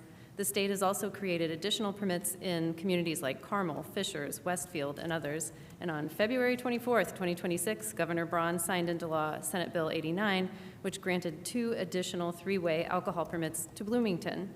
It also awarded on that day 3 to Lafayette, 2 to West Lafayette, 2 to Delphi, with a population of 2,961, 8 to Michigan City, and 3 to Schererville. The quota system assigns permits by population size. New permits will be particularly impactful for Bloomington, which houses more people. How do I want to say this, given our previous conversation? So I was going to say it houses more people than permanent residents. I think I could say it that way. But if we're just back reflecting on that, but no, so if they're counted in the census, then they're counted in our population and they're counted in our quota system, so just erase that. Anyway, they'll be particularly impactful for Bloomington, which welcomes millions of visitors annually. This means that the demand for service greatly exceeds the supply, which has driven cost for quota permits north of $250,000 and has made it exceedingly difficult for new restaurants to open or stay open in Bloomington. Restaurants are either cost burdened if they buy one of the permits off the secondary market, or their revenue is constrained if they operate solely with the more affordable beer and wine licenses. Creating these new opportunities with state-supported programs will allow more activity in Bloomington and will allow us to once again become the dining destination that we have been in the past. One point worth noting, these new permits are different from the quota permits. The quota permits are long-term assets for business owners, so those can be leveraged for debt and they can be sold or transferred. So when a business buys a quota permit, it's theirs. These permits are not able to be sold or transferred. The historic and riverfront permits renew annually, so the businesses are allowed to use the permits, but they can't do anything with them as an asset. The SB 89 permits are owned and held by the business, but they must be returned to the state if the business ceases operations. And with that, I'll just say I'm grateful for Councilmember Asari's leadership on this issue and want to communicate to the council and the public that this is a measure twice, cut once moment. By hearing this legislation for first reading, you will receive invaluable feedback from the business community and the public, which will help us make sure that this program meets its intended goals. Thank you. Thank you so much. Thank you. Council comments and/or questions? Councilmember Strasburg. Thank you. I just want to say generally that I like this version a whole lot more than the one that we saw earlier. So thank you guys. And I don't think I think mostly I have comments because Councilmember Asari, you started out this by several things that you guys were still looking at and investigating. I think most of the things that I kind of looked at, I was like, ooh, might fall in that category. So first of all, Exhibit A is missing. The map of the Courthouse Square Historic District has a label, but no actual map. So if we could make sure that, is it in an addendum somewhere? Anyway, if we could make sure that gets in the packet next week, that'd be awesome. And I was wondering about the restaurant requirement, requiring at least 60% of gross retail income, because I recall a conversation that I had last year when we were looking at stadium district stuff about some concern in terms of the differential between how much food costs and how much alcohol costs. And so I just want to make sure that that number gets looked at to make sure to not exclude some really great businesses that we should have, that we shouldn't be excluded automatically for that. I also, in terms of the living wage compliance, I was a little concerned about the phrase "to the extent applicable," because it sounded like kind of a big loophole, and wondering what would be considered okay to not follow the living wage. So it sounded like you were already looking at that some. So if we could make sure that that is maybe more defined or something like that for next time, that would be great. Number 11, good standing with the city. What does good standing mean? Yeah. And I think that spelling that out might be helpful. And those were my comments. Thanks. And it's like I said, I don't need answers right now because it sounds like you're working on them. So just adding those to the list, that'd be great. Thanks. Thank you. Oh, I'm so sorry. Councilmember Piedmont Smith. Yes, I too appreciate this form of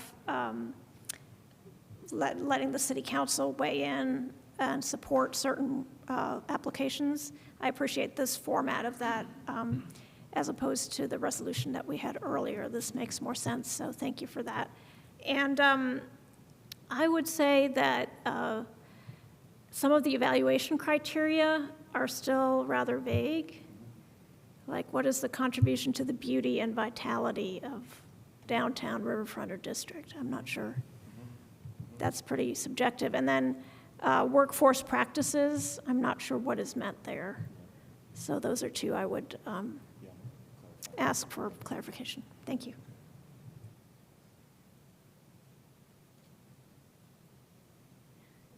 Gosh. Councilmember Rosenbarger. I forgot it was you. Okay.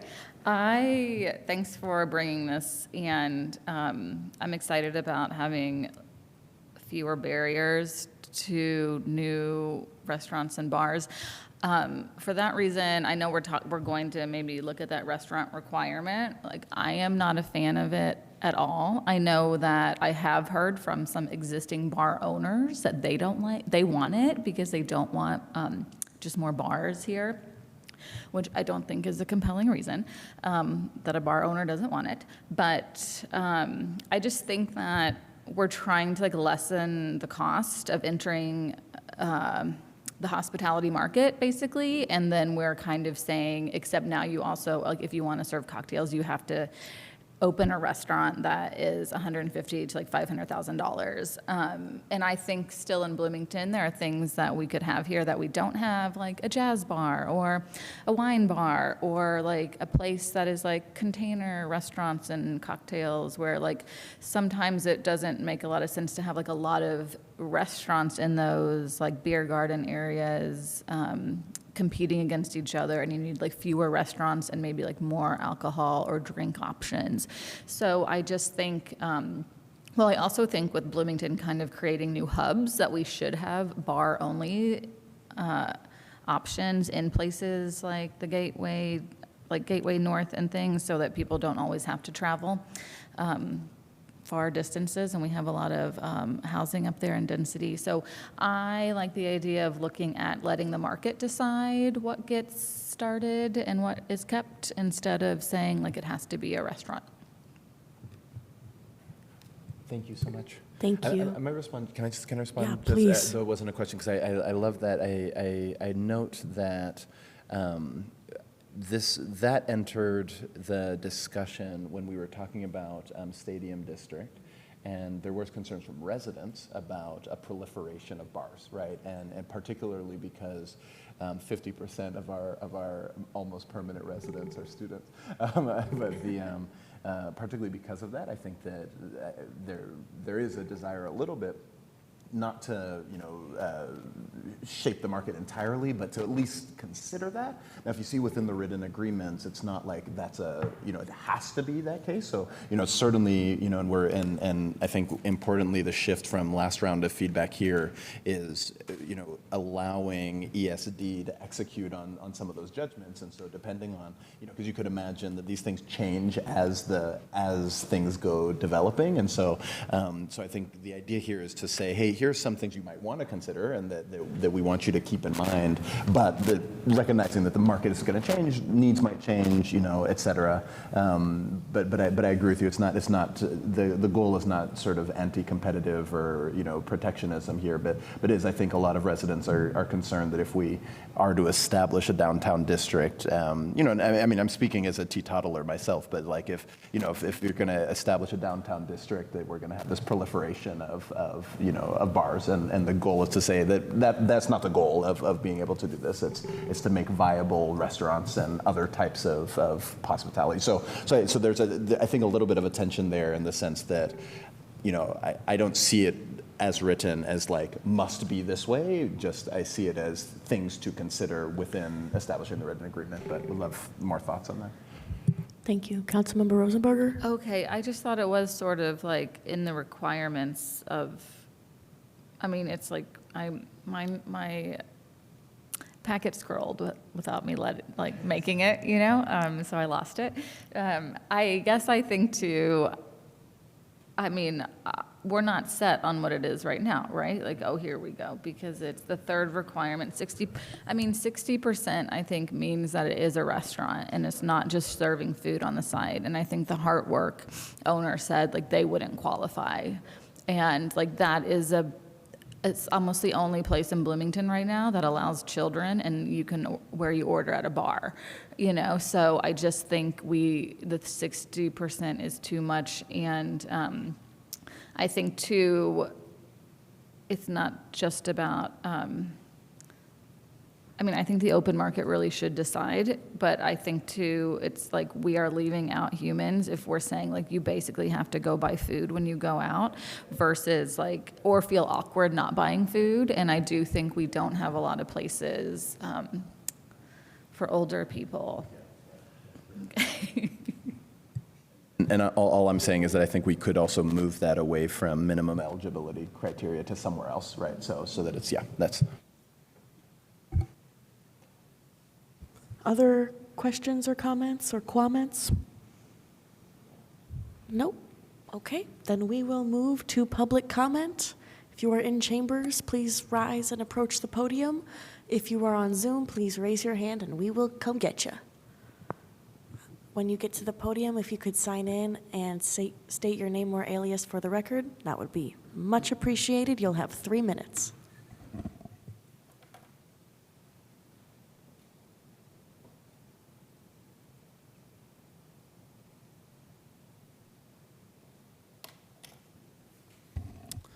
Good evening. My name is Galen Cassidy. I'm one of the co-owners of Uptown Cafe. I'm here to strongly support this ordinance. Right now, as we've all stated before, a three-way liquor permit in Bloomington routinely sells for $250,000 to $300,000. That price is a massive barrier, especially for young professionals and the next generation of independent restaurant owners who simply cannot raise that kind of capital. The current methodology of allocating permits does not fit the unique nature of Bloomington and its demands, and has led to one of the highest median prices of any community in the state. This ordinance creates a clear path for lower cost special permits at 25 to 40,000, and that lower barrier gives talented young operators a realistic chance to open here. We need that pipeline of new, locally rooted entrepreneurs. I also want to address something directly. You'll probably hear, if you haven't already, from some existing permit holders that may oppose measures like this because new, more affordable permits reduce the scarcity value of the licenses they already hold. I'm just going to say it frankly, I think that kind of gatekeeping is selfish as a permit holder myself. These permits should serve the public interest in long-term vitality of the Bloomington's food and beverage community, not protect the private investment returns of a limited group of current owners. These guidelines do this the right way. They prioritize real restaurants with strong food sales, favor local ownership, and require written commitments so the city can keep things accountable. These permits remain a public economic development tool rather than a private investment that are protected and flipped. So again, I urge you to pass this ordinance, and I appreciate you hearing me. Thank you. Thank you very much. Is there anyone else in chambers? Okay. Anyone on Zoom? Okay, great. We will get to Zoom after this next person in chambers.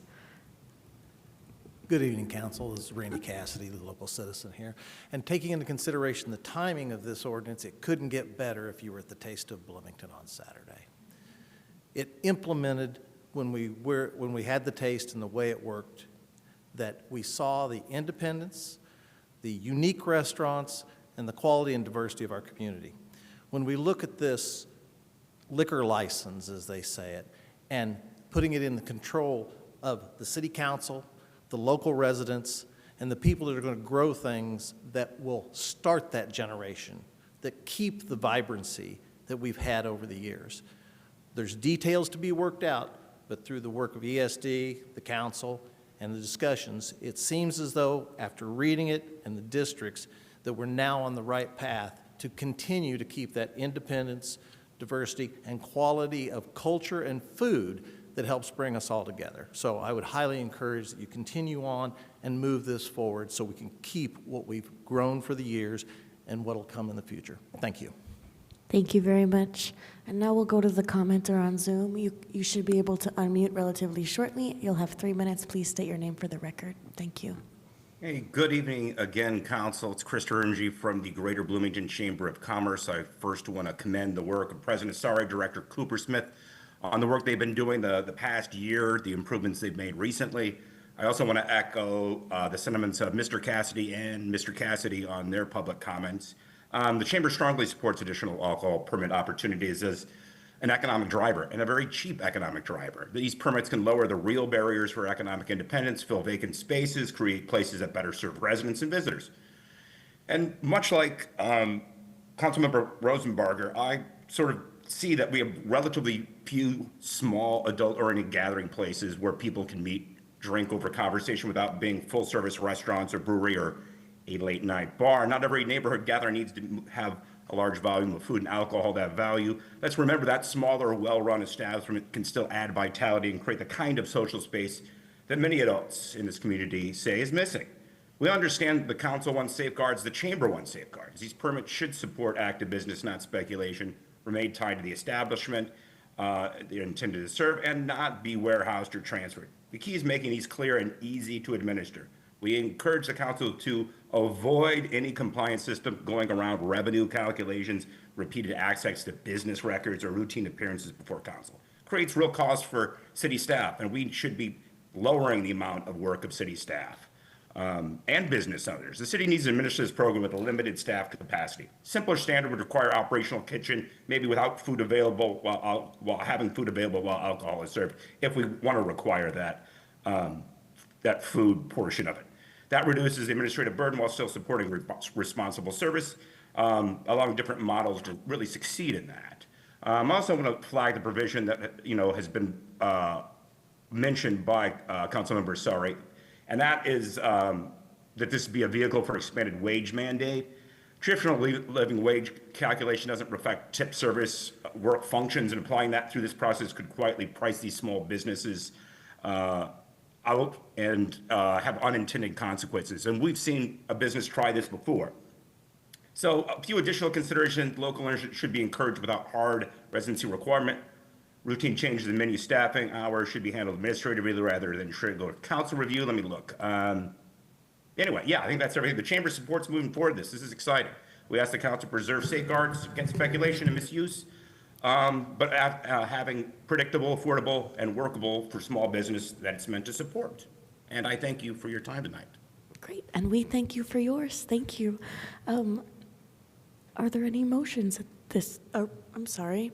Would anyone else like to speak during public comment? Please raise your hand or hold your peace. Anyone on Zoom? Okay. At this point, I will entertain a motion. I move to send ordinance 2026-18 to a second reading on September 2nd. Second. Right, that's our next regular. Or yeah, is that the Session? next regular Yeah. session? Yeah. Second. Yes, because there's budget. There's been a motion and a second to postpone this ordinance until our next regularly scheduled meeting on September 2nd. Will the clerk please call the roll? Councilmember Daley. Yes. Rallo. Yes. Ruff. Yes. Rosenbarger. Yes. Strasburg. Yes. Piedmont Smith. Yes. Zulik. Yes. Asari. Yes. Thank you. Thank you, and that passes, and that concludes my chair responsibilities. All right. Moving on to legislation for second reading and resolutions. Are there any motions? I move that ordinance 2026-16 be introduced and read by the clerk by title and synopsis only. Second. Motion and a second. Any discussion? Will the clerk please call the roll? Councilmember Rallo. Yes. Ruff. Yes.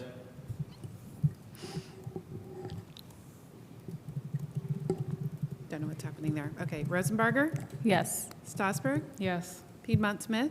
Yes. Zulik. Yes. Asari. Yes. And Daley. Yes. Thank you. Thank you. Will the clerk please read? Ordinance 2026-16 to amend an ordinance fixing the salaries of officers and employees of the police and fire departments for the city of Bloomington, Indiana for the year 2026.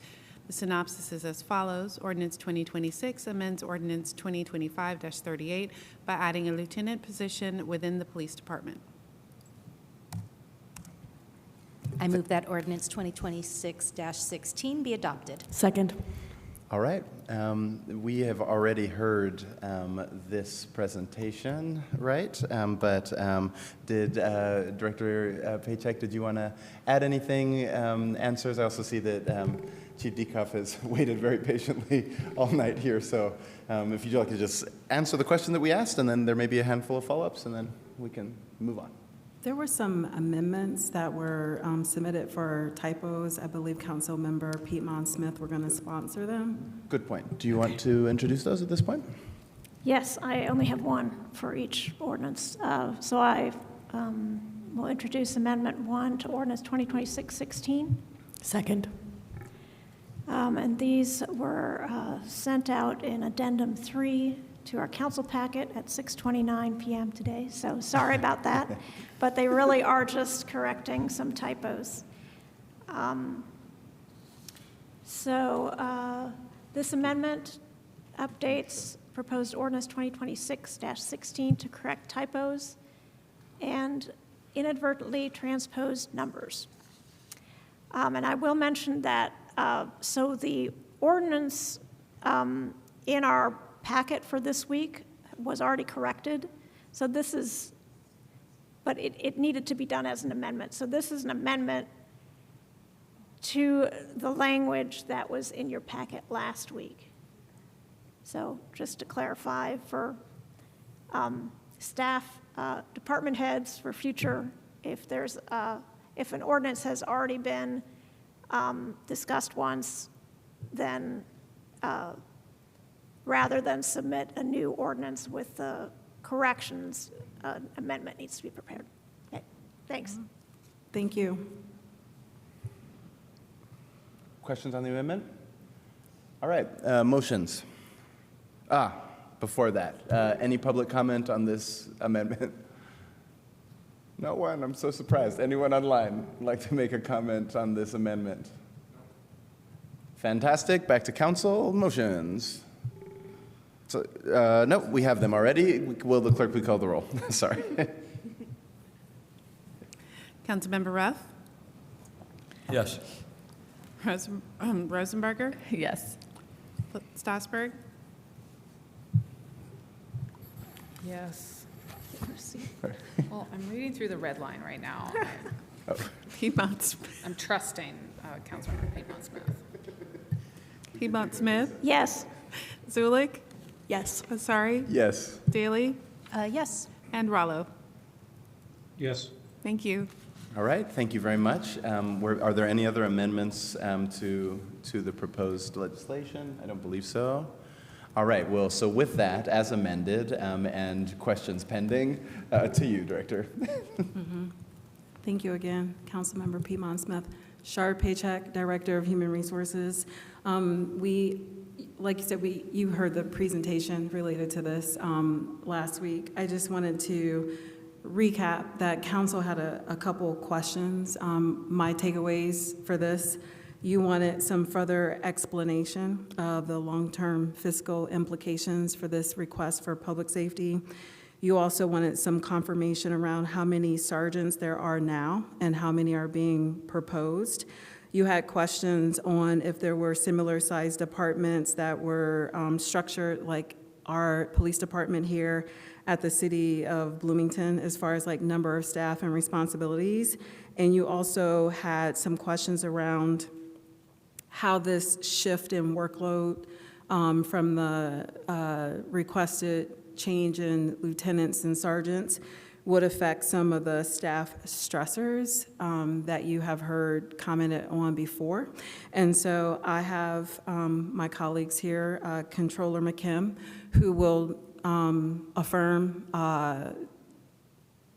strategy for the long-term fiscal implications.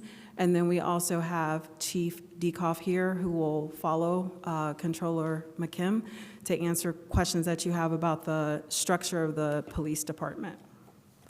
Thank you very much. Controller McKim. Thank you very much. Good evening, Council. I don't think the strategy will be very exciting here. I'm just going to kind of reiterate the facts here and then hand things over to Chief Dekoff. But first, as Councilmember Strasburg pointed out at the last meeting, there is an error in the current salary ordinance in that it indicates that there are 13 sergeants, when in reality there are and have been 14 sergeants in the appropriated budget for 2026. And this error, in fact, appears to go back at least several previous salary ordinances as well. The current version of the salary ordinance that you're being presented, though, clarifies the proposed number of each rank: 13 sergeants and 5 lieutenants. This proposal eliminates 1 sergeant position and creates 1 lieutenant position.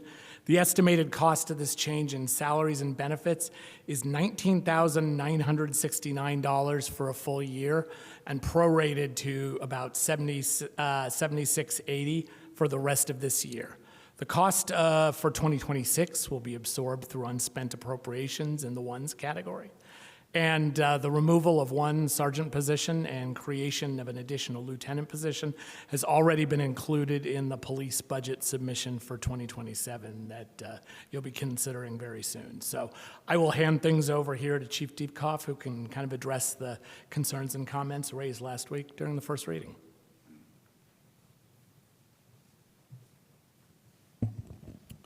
Good evening, Council.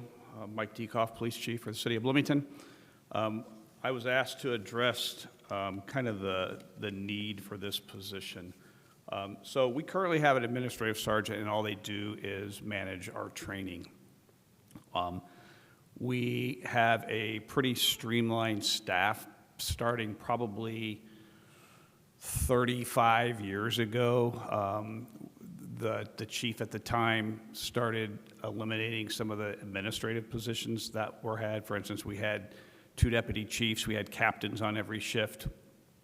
And what happened in that time since now, we've pretty much kept it streamlined.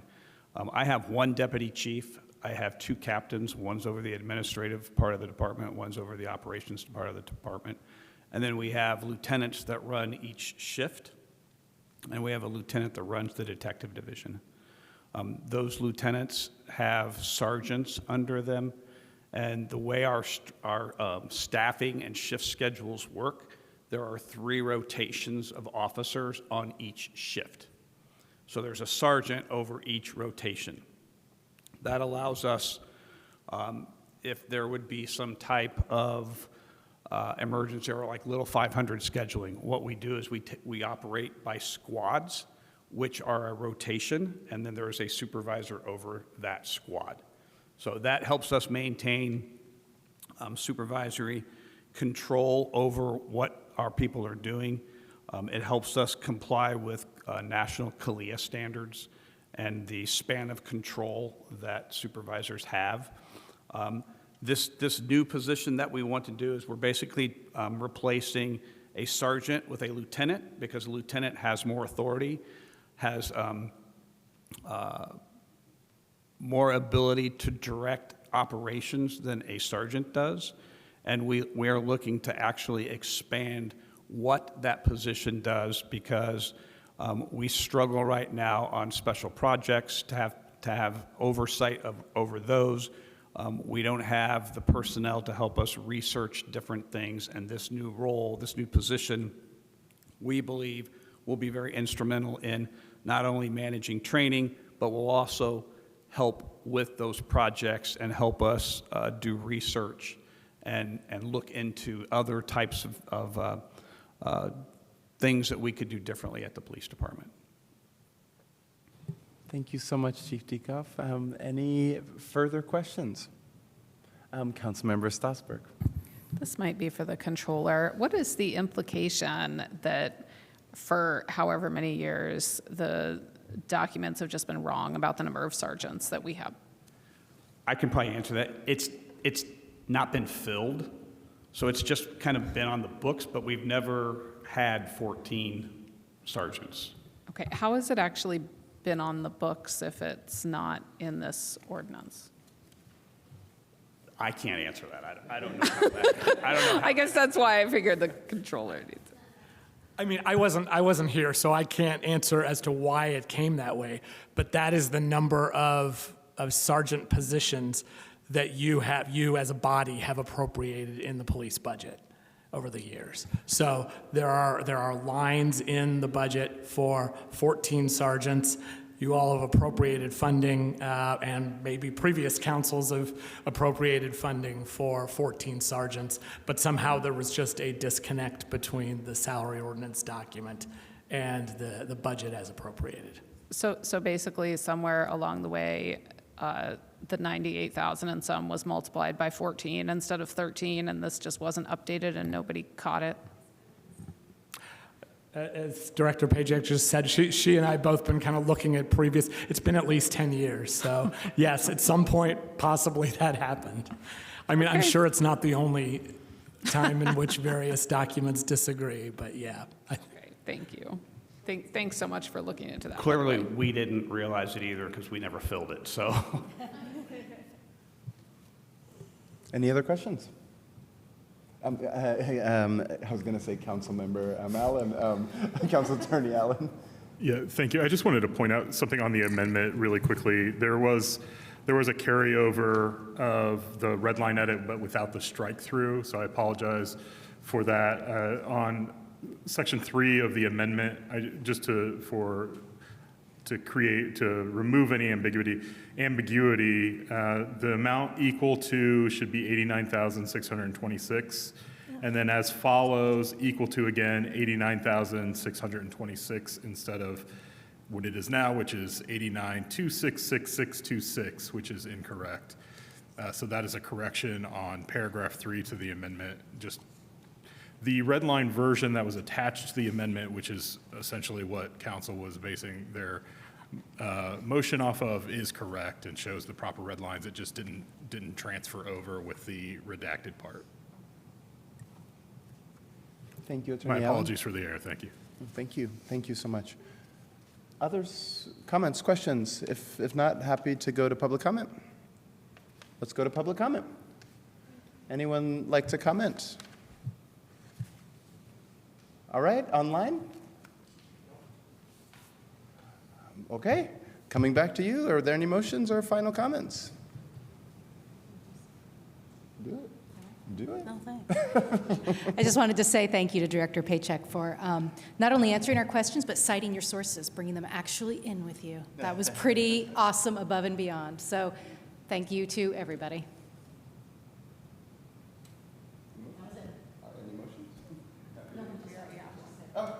Oh, thanks. I always forget that. I'm sorry. Every week.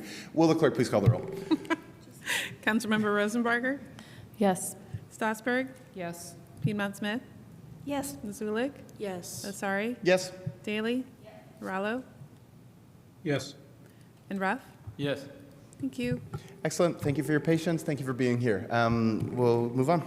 I move that ordinance 2026-17 be introduced and read by the clerk by title and synopsis only. Second. Motion and a second. Any discussion? Will the clerk please call the roll? Councilmember Stossberg, Yes. Piedmont Smith, Yes. Zulik, Yes. Asari, Yes. Daley, Yes. Rallo, Yes. Ruff, Yes. Rosenbarger, Yes. Thank you. Will the clerk please read? Yes. Ordinance 2026-17 to amend the 2026 salary ordinance of appointed officers, non-union, and AFSCME employees for all departments of the city of Bloomington, Indiana. The synopsis is as follows. Ordinance 2026-17 amends the 2026 appointed and AFSCME employee salary ordinance to incorporate updates to certain civil city positions. Thank you very much. I move that ordinance 2026-17 be adopted. Second. All right, back to you, Director Paycheck.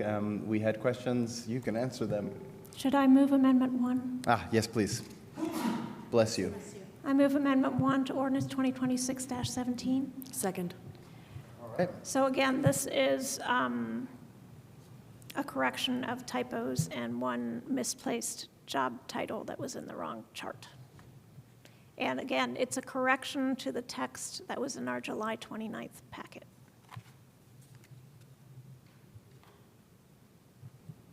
Questions on the amendment? All right. Public comment on the amendment?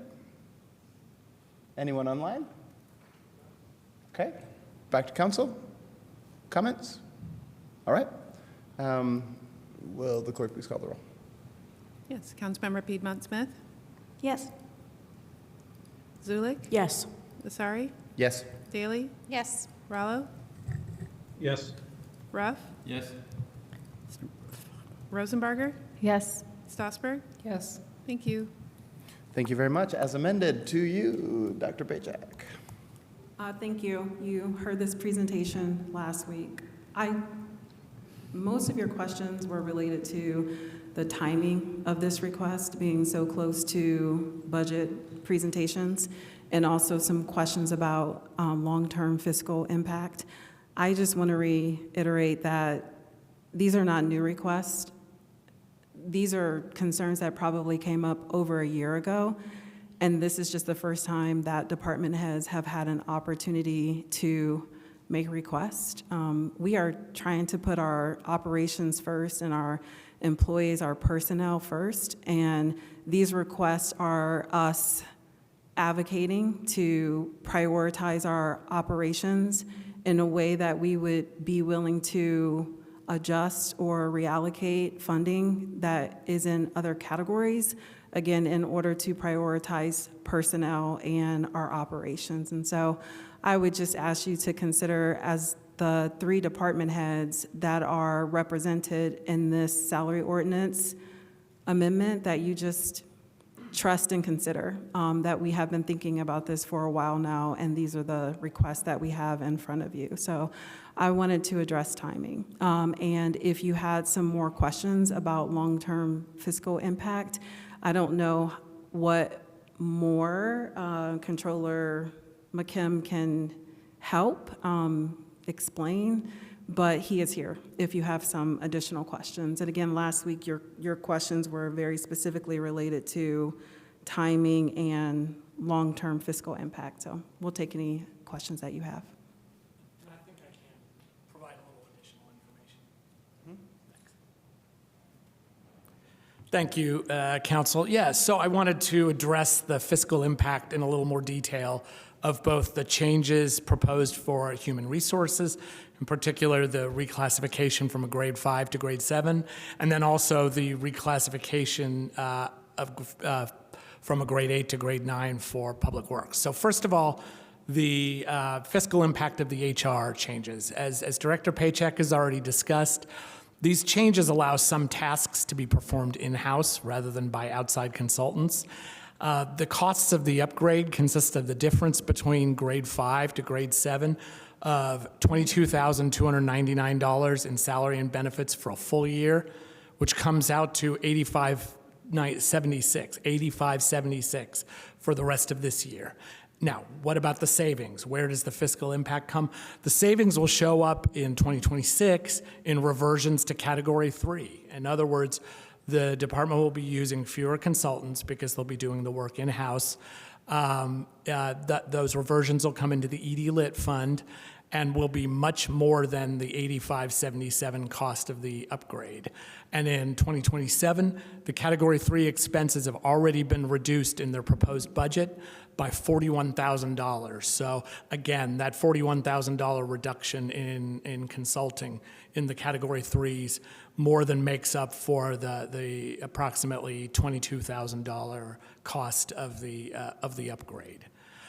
We probably will, because the savings are in Category 3 rather than Category 1, we probably will at the end of the year need to come for a transfer once we do the end of the year appropriations and transfers, but it will just be a transfer because the reversions will more than cover that position. In Public Works, so the difference between a grade 9 and grade 8 is $11,168 in salary and benefits for a full year. For the rest of this year, that would be around $42.95. However, these costs are, again, being directly offset by reductions in the services category through gained efficiencies. So in particular, currently the Centerstone contract for Brighton B-Town which is budgeted in the ED Lit facilities budget for $381,000. However, due to operational efficiencies, the program is showing savings of over $76,000 to date in this year. And so at the end of this year, that money will revert back to ED Lit. Again, a transfer from Category 3 to Category 1 might need to be done, but the savings of that $76,000 will be well over the $4,200 that'll be needed. Further, and so that's 26. Let's talk about next year, 27.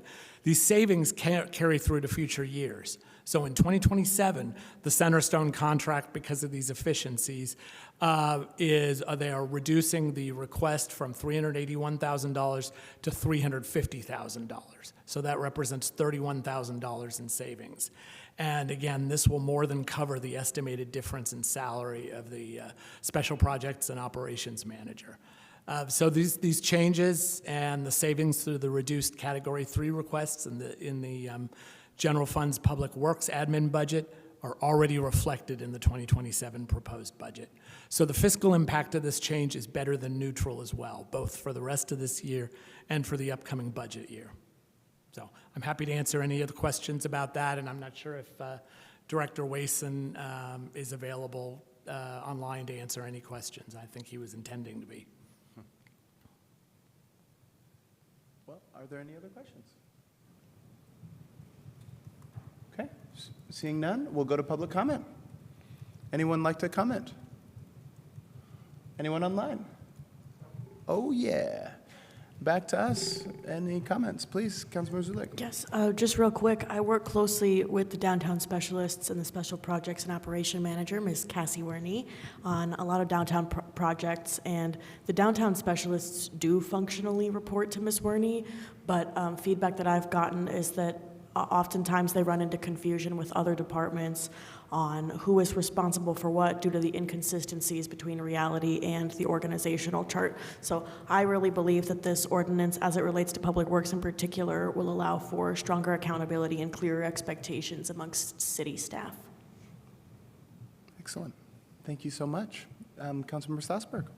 Thank you. I just want to thank Controller McKim for giving us such a specific and detailed fiscal impact report about that and talking about the 2027 and those kinds of savings. And I kind of feel like these two ordinances were just a great example of how the discussions at first reading are supposed to work in terms of bringing up these questions and then coming back, both of you, Director Paycheck as well, with very solid responses to what it was that we were interested in hearing. And that also extends to Chief Dekoff. He left, but anyway, thank you all so much. Yeah, ditto. Thank you so much. Please, Councilmember Rosenbarger. Hi. Was anyone in charge of the council office notified of the opportunity to do this regrading? And if so, who would it have been? That would have been me, and I do not specifically remember including the council office, and I apologize for that. Sometimes that happens, and I need to be more consistent with making sure that I share information with the council and also with the clerk. Because you have more discretion in some of the processes that you have related to your personnel, I oftentimes just assume that because you have more discretion than a department head, that you have other avenues and other options. And so I apologize. I actually asked myself that same question. Did I share this information with the council and with the clerk? And honestly, I don't think I did. I don't remember doing that, so I apologize. Thanks for your honesty there. I do find that unfortunate since we have worked with you about changing the grade of our attorney positions because we have a hard time with our hiring. Yeah, that just feels like a real missed opportunity. You're correct. I apologize for that. Thank you. Any other comments? Councilmember Piedmont Smith. Yes, while I appreciate Dr. Paycheck's honesty, I am dismayed by this news and by her assertion that we have more flexibility in our staff grades because 2 years ago when there was a reconsideration of the whole compensation framework, we had very little leeway, and I was council president at the time, and despite bringing real-world experience to bear on the pay grades and not being sufficient and commensurate with the work that our staff does, and being told that in the future we would have we would have to stay with the low grades as they are, and then we were told in the future we'd have an opportunity to revisit. I find it particularly galling that this opportunity was not shared with our office.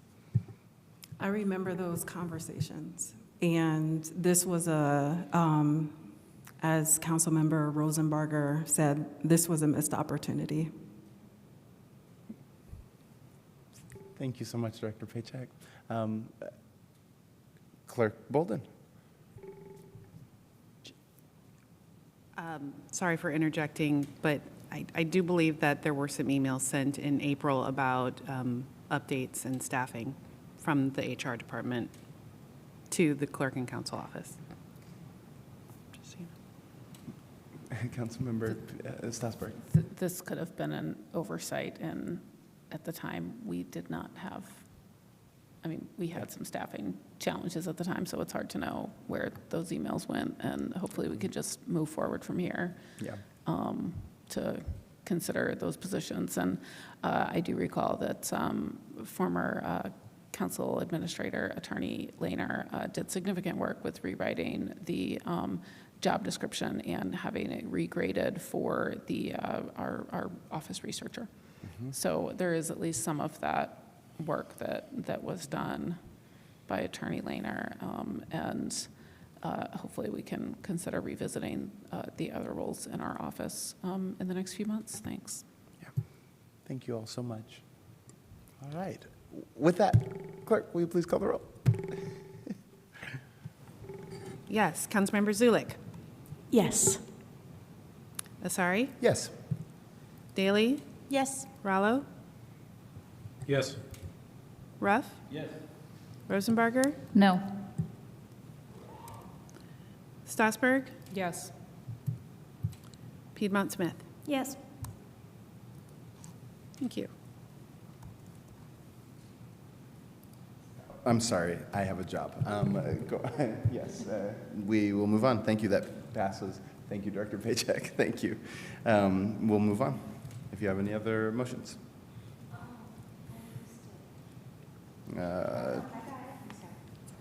Move that Resolution 2026-14 be read by title and synopsis only, please. Second. All right, motion and a second. Any discussion? All right, will the clerk please call the roll? Councilmember Asari? Yes. Daley? Yes. Rallo? Did he say yes? I didn't hear. I didn't hear anything. I'm Councilmember sorry. Rallo, can you Councilmember repeat? Rallo? Yes. Oh, thank you. Yes. Ruff? Yes. Rosenbarger? Yes. Strasburg? Yes. Piedmont Smith? Yes. And Zulik? Yes. Thank you. Will the clerk please read? Resolution 2026-14, approval of amended legal representation agreement for Common Council. Council sponsor is Councilmember Asari, and the synopsis is as follows. Resolution 2026-14 approves the amended agreement for legal services to provide additional time for the Common Council to receive legal representation on an as-needed basis. This resolution also sets a maximum amount for the agreement that is not to exceed the salary for the vacant deputy attorney, deputy administrator position. Thank you very much. I move that Resolution 2026-14 be adopted. Second. Okay, Councilmember Asari. Okay, so super briefly, this is just an amendment to a previous resolution that established our ability to enter into a part-time contract with our wonderful, amazing current interim attorney, Alan. As we all know, that we're coming to the end of the process of hiring or appointing a new council attorney, and we foresee having some overlap between the excellent consulting services that we've received and the new attorney. I mean, surely at the discretion of council and the discretion of this new attorney. So this is just allowing us to continue that while setting, I think the original framework had a not to exceed amount that is through budget and all of those things is going to be difficult here. So just pegging that to that sort of second attorney position. Yeah, and that's, I don't know if it's strange to ask you to add anything to this, but Attorney Allen, is there anything that I'm missing in the basic overview here? The only other thing is originally there was that I pledged to work a guaranteed minimum number of hours, and so to just allow the flexibility for council's needs for the overlap, we took away that minimum. That's right. Essentially, so there's not a minimum of 15 hours. It could be just as council needs it. You may need 0. So. Right. Any questions or comments? Happy to take. Oh, sorry. Questions? Councilmember Piedmont Smith, and then Strasburg. How much have we paid for this contract so far? The controller just left. I don't know off the very top of my head, but I can find out if you give me a few moments. Thank you. Maybe a colleague can go ahead. Okay, Councilmember Strasburg. Well, I kind of had a similar question. I actually messaged Councilmember Asari about this over the weekend in terms of Section 2, which has the not to exceed the full salary of $85,440, and kind of asking shouldn't that not to exceed be lower than that? Because we did have somebody in this position for the first 2 months of this year. And so shouldn't it be a not to exceed, however much, like that 85,000 minus what was already spent in January and February minus however much we've already spent for Attorney Allen's services. Yes, and so I thought about that. The thinking here is that we also haven't been spending on the other line one with the main attorney or the lead attorney position, transferring here from our consulting line that we had budgeted X for. I think it's $30,000 or something like that, and transferring back to a line one. We have lots of savings in that area because we haven't had both of the positions filled.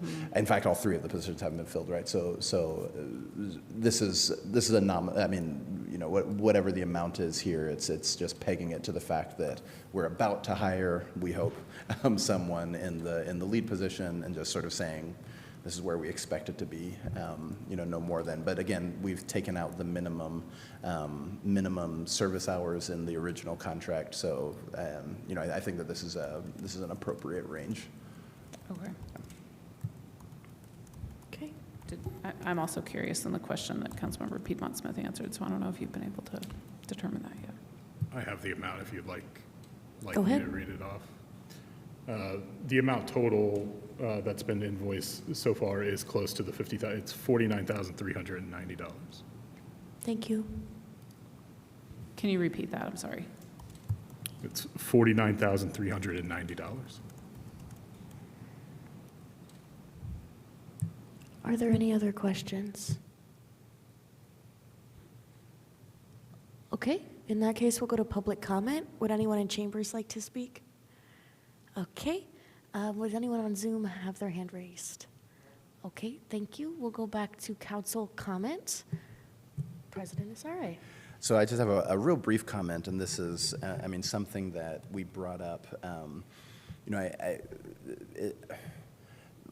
I think it's important for us to think about this in a way as like a mirror. I mean, when we started the hiring committee,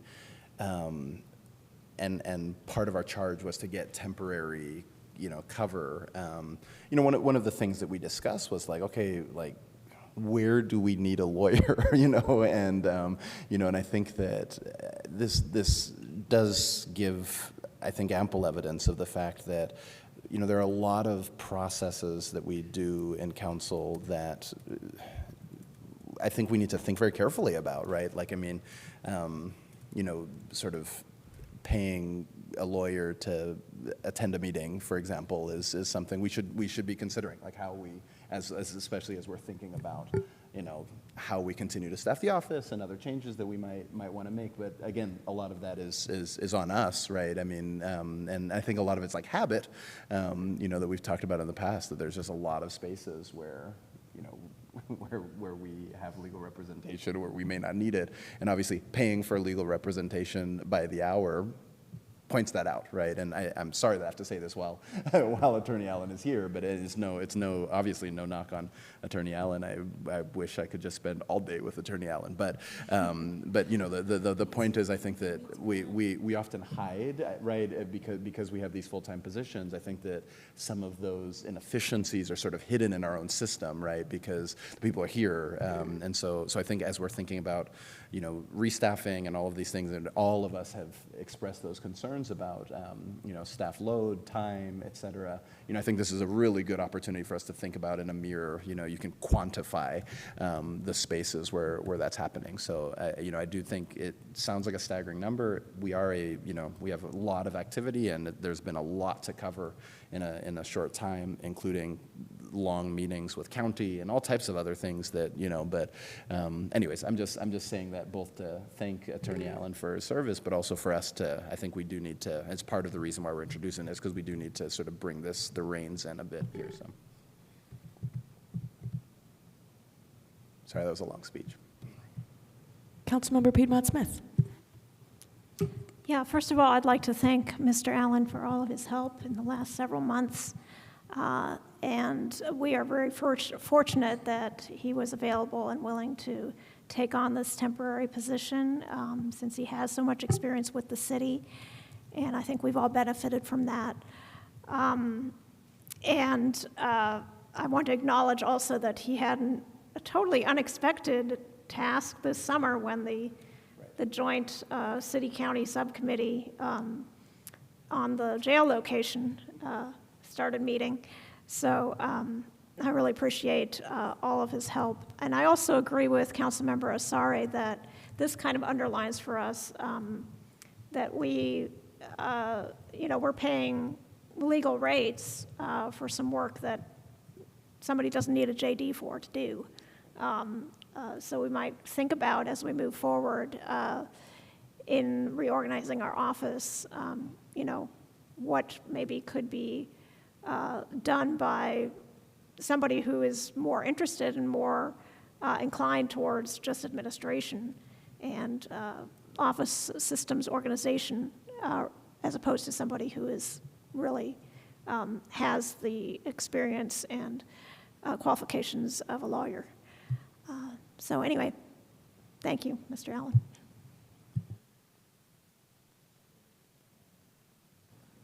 Councilmember Rosenbarger.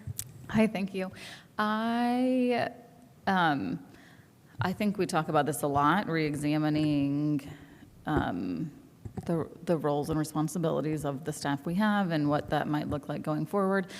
I know there was a little talk of not having, or do we need an attorney at our meetings? I think maybe oddly, unfortunately, we do. That we've definitely had a lot of, I don't know how to say it nicely, adversarial conversations here where we need someone with legal expertise to defend, I think, the role and authority of counsel in Bloomington. I think it still would be nice to look at how other cities divide their work, that I think they more loosely have roles that aren't specifically defined in state code that we could look at as well. I think also, like, where does packet production reside is an important question. It is a document of city council, which is not necessarily the role of city council to put it together. I think it will be exciting to, move forward, but I just want to say, I do think you're needed here. Not that anyone says you're not, but I really appreciate you being here. Yeah, and your legal expertise and your historical institutional knowledge is impeccable. So I would love to be in those conversations moving forward, of course, and I think our executive sessions are really nice for that. Thanks. Great. Thank you. Councilmember Strasburg.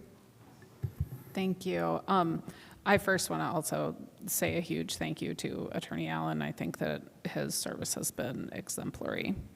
And then I also want to speak to this point of what tasks we're having our staff do, kind of from the different perspective that at the start of this year, I had a list of legislative initiatives that I wanted to get done, and I have had to back burner basically all of those. Attorney Allen has been able to find time to do some research for me, but he has a really limited time to be able to devote to some of the actual work that we're supposed to be doing right now. And so it has been invaluable having him, but I also just want to say, we absolutely need an attorney to be able to do give us legal advice, legal guidance, navigation of state law, and how we can impact the city in the ways that we want to impact the city, that the city needs to be impacted. And that's just really important. And those are things that I know that Attorney Allen has tried to work on with me in amongst doing all the meeting coverage and all the packet coverage and all of those things that have to be done. And it means that some of that other more discretionary stuff got, at least for me, deprioritized this year. So thank you. Thank you, Attorney Allen. I second all the things said, all the nice things said about Council Attorney Allen. Does anyone have any other comments? Okay, will the clerk please call the roll? Councilmember Daley? Yes. Rallo? Councilmember Rallo? Yes. Ruff? Yes. Rosenbarger? Yes. Strasburg? Yes. Piedmont Smith? Yes. Zulik? Yes. Asari? Yes. Thank you. Thank you. That passes, and I will change power right back over to President Asari. Wow, thanks. Oh my gosh. Okay, we now come to a final time of public comment. Is there anybody who'd like to make public comment? Anyone online? Anyone in the room? Well, things of council schedule. We have another executive session scheduled for next Tuesday at 6:30, 6 o'clock, I believe. We do not have a council meeting next week. But then we have budget session right after that, and we will be meeting on Mondays and Wednesdays, correct? Do our meetings change time? To 5:30. So Monday and Wednesday, 5:30 for both of those meetings 2 weeks from now. Councilmember Strasburg? There's a fiscal committee meeting this Friday at 8:30 in the morning in Allison Conference Room, and we'll be discussing elected official salary ordinance stuff. Thanks. Clerk? Just a reminder, because I know there are a lot of committee meetings that y'all are trying to schedule, and if your schedule changes for some reason, please notify us as quickly as possible so that we can make sure you have a quorum going to the committee meetings and we don't have to cancel anything. Interview Committee A meeting tomorrow as well. Just a reminder. Anything else?